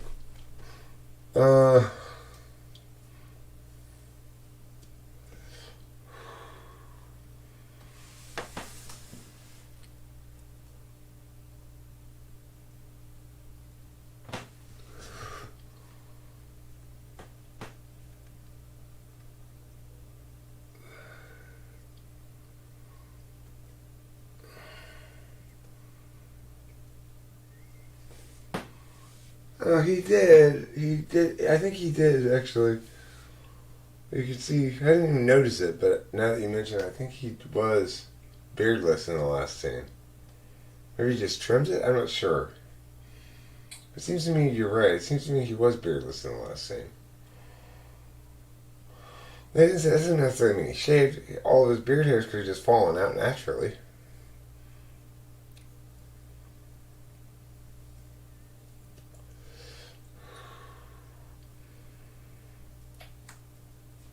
Now, that sort of thing I think would have noticed, really, if you hadn't. When you said it, I had this picture of his face at the end and realized he didn't have any beard. And I was like, oh yeah, when did he lose the beard? You'd think they would have made more of a fuss about it. Well, same thing with the Frodo leaving. It's like, in the last second of the movie, it's like, oh, and by the way, we're both randomly leaving forever. And, as far as Frodo's concerned, there's no reason given. As far as Gandalf's concerned, there's no reason given except you don't need me anymore. Well, okay. I mean, just because I don't need you anymore isn't a reason for you to decide to sail away from everything you know across the ocean. I mean, we did need you. You could sort of say, hey, you guys owe me. I'm coming around. I'm doing my rounds. I'm having my celebration tour here. I'm going to go to all these kingdoms and get feasts. You can give me some serving girls. I'm going back to being Gandalf the Grey so I can get on them. And, get my Gandalf on.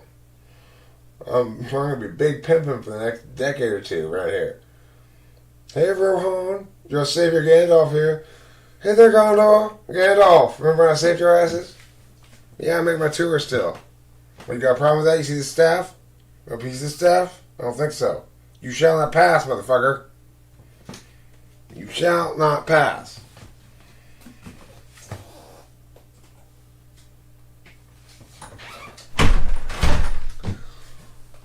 Anyway, that's what Gandalf should do.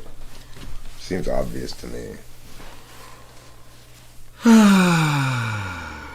I don't think Frodo was gay. I think that Frodo was bicurious. Okay? He was curious about bicycles. Extremely curious about bicycles. Frodo had a curiosity expressed as young as 2 years old. What makes those things stay upright when it's floating around on two wheels like that? How does that happen? What's going on? I'm confused, he'd say. Boy, you are bi-curious. Sam was right from the start. He had a crush on that bartender Hobbit girl. Frodo, on the other hand, listen, Lawnmower. Frodo was burdened with the ring, okay? The ring was his lover.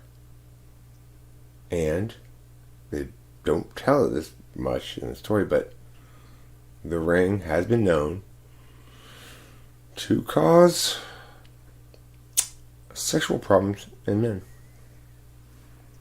It's true. He might just, be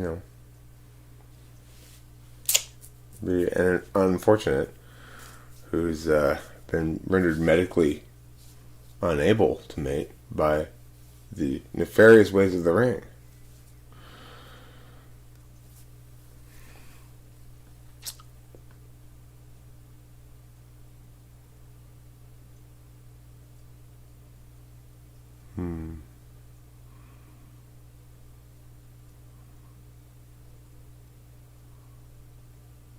I think really it's Gollum that Frodo wants. If you think about it.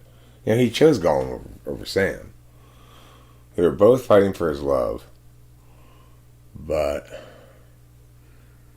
I guess you could say Sam was at best a reluctant bottom, whereas Gollum could go, it was full blast switch. He was just like, oh, master, I'll do anything. Versus in the next second, I'll kill you, you filthy hobbits, He was a little bit volatile as a lover, Gollum, but had very few teeth. One of the big advantages of Gollum is most of his teeth had already fallen out. They had rotted over the years. He was over 100 years old. I don't remember exactly how old, but maybe 200 years old even, or something. And he had stopped seeing any dentist as soon as he found that ring. The funny thing is, when he found the ring, his teeth were so healthy. He went to every dental appointment religiously. Flossed and brushed. Got that ring. Dental hygiene went right out the window. Why don't you brush your teeth, Schmeagle? Sorry, I'm too busy looking at my precious. Hey, well, that's why your teeth have fallen out, mister. Plus, don't just bite straight into the fish. You can tell just by looking at your teeth that they're not going to be able to handle that kind of aggressive biting action. You got to be gentle with your couple of remaining ones you have.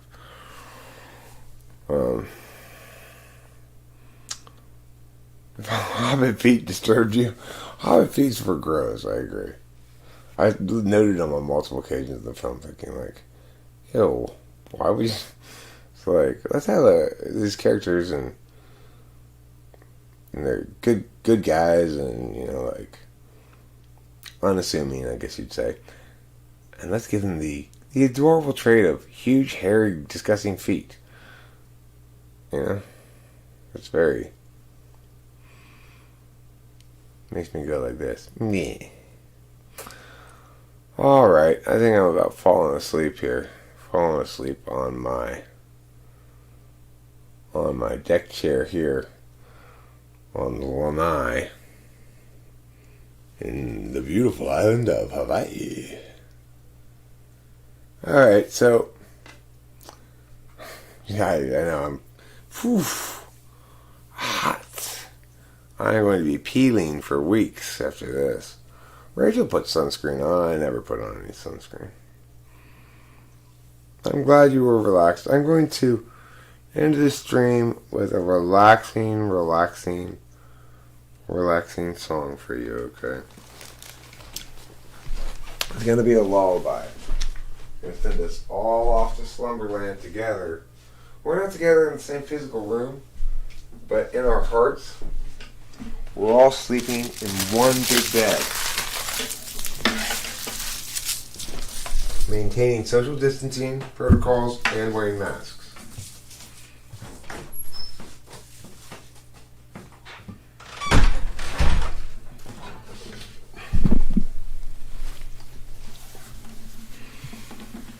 Okay.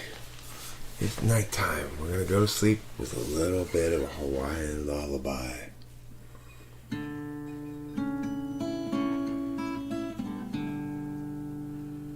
Welcome to lullaby time.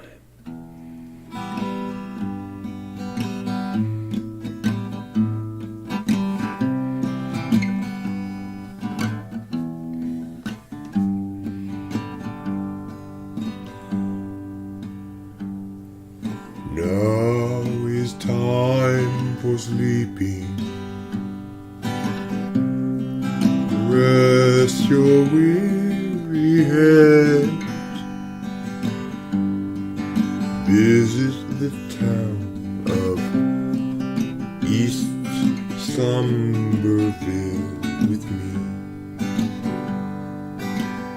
Oh yes. Swaying so gently, feeling so drowsy,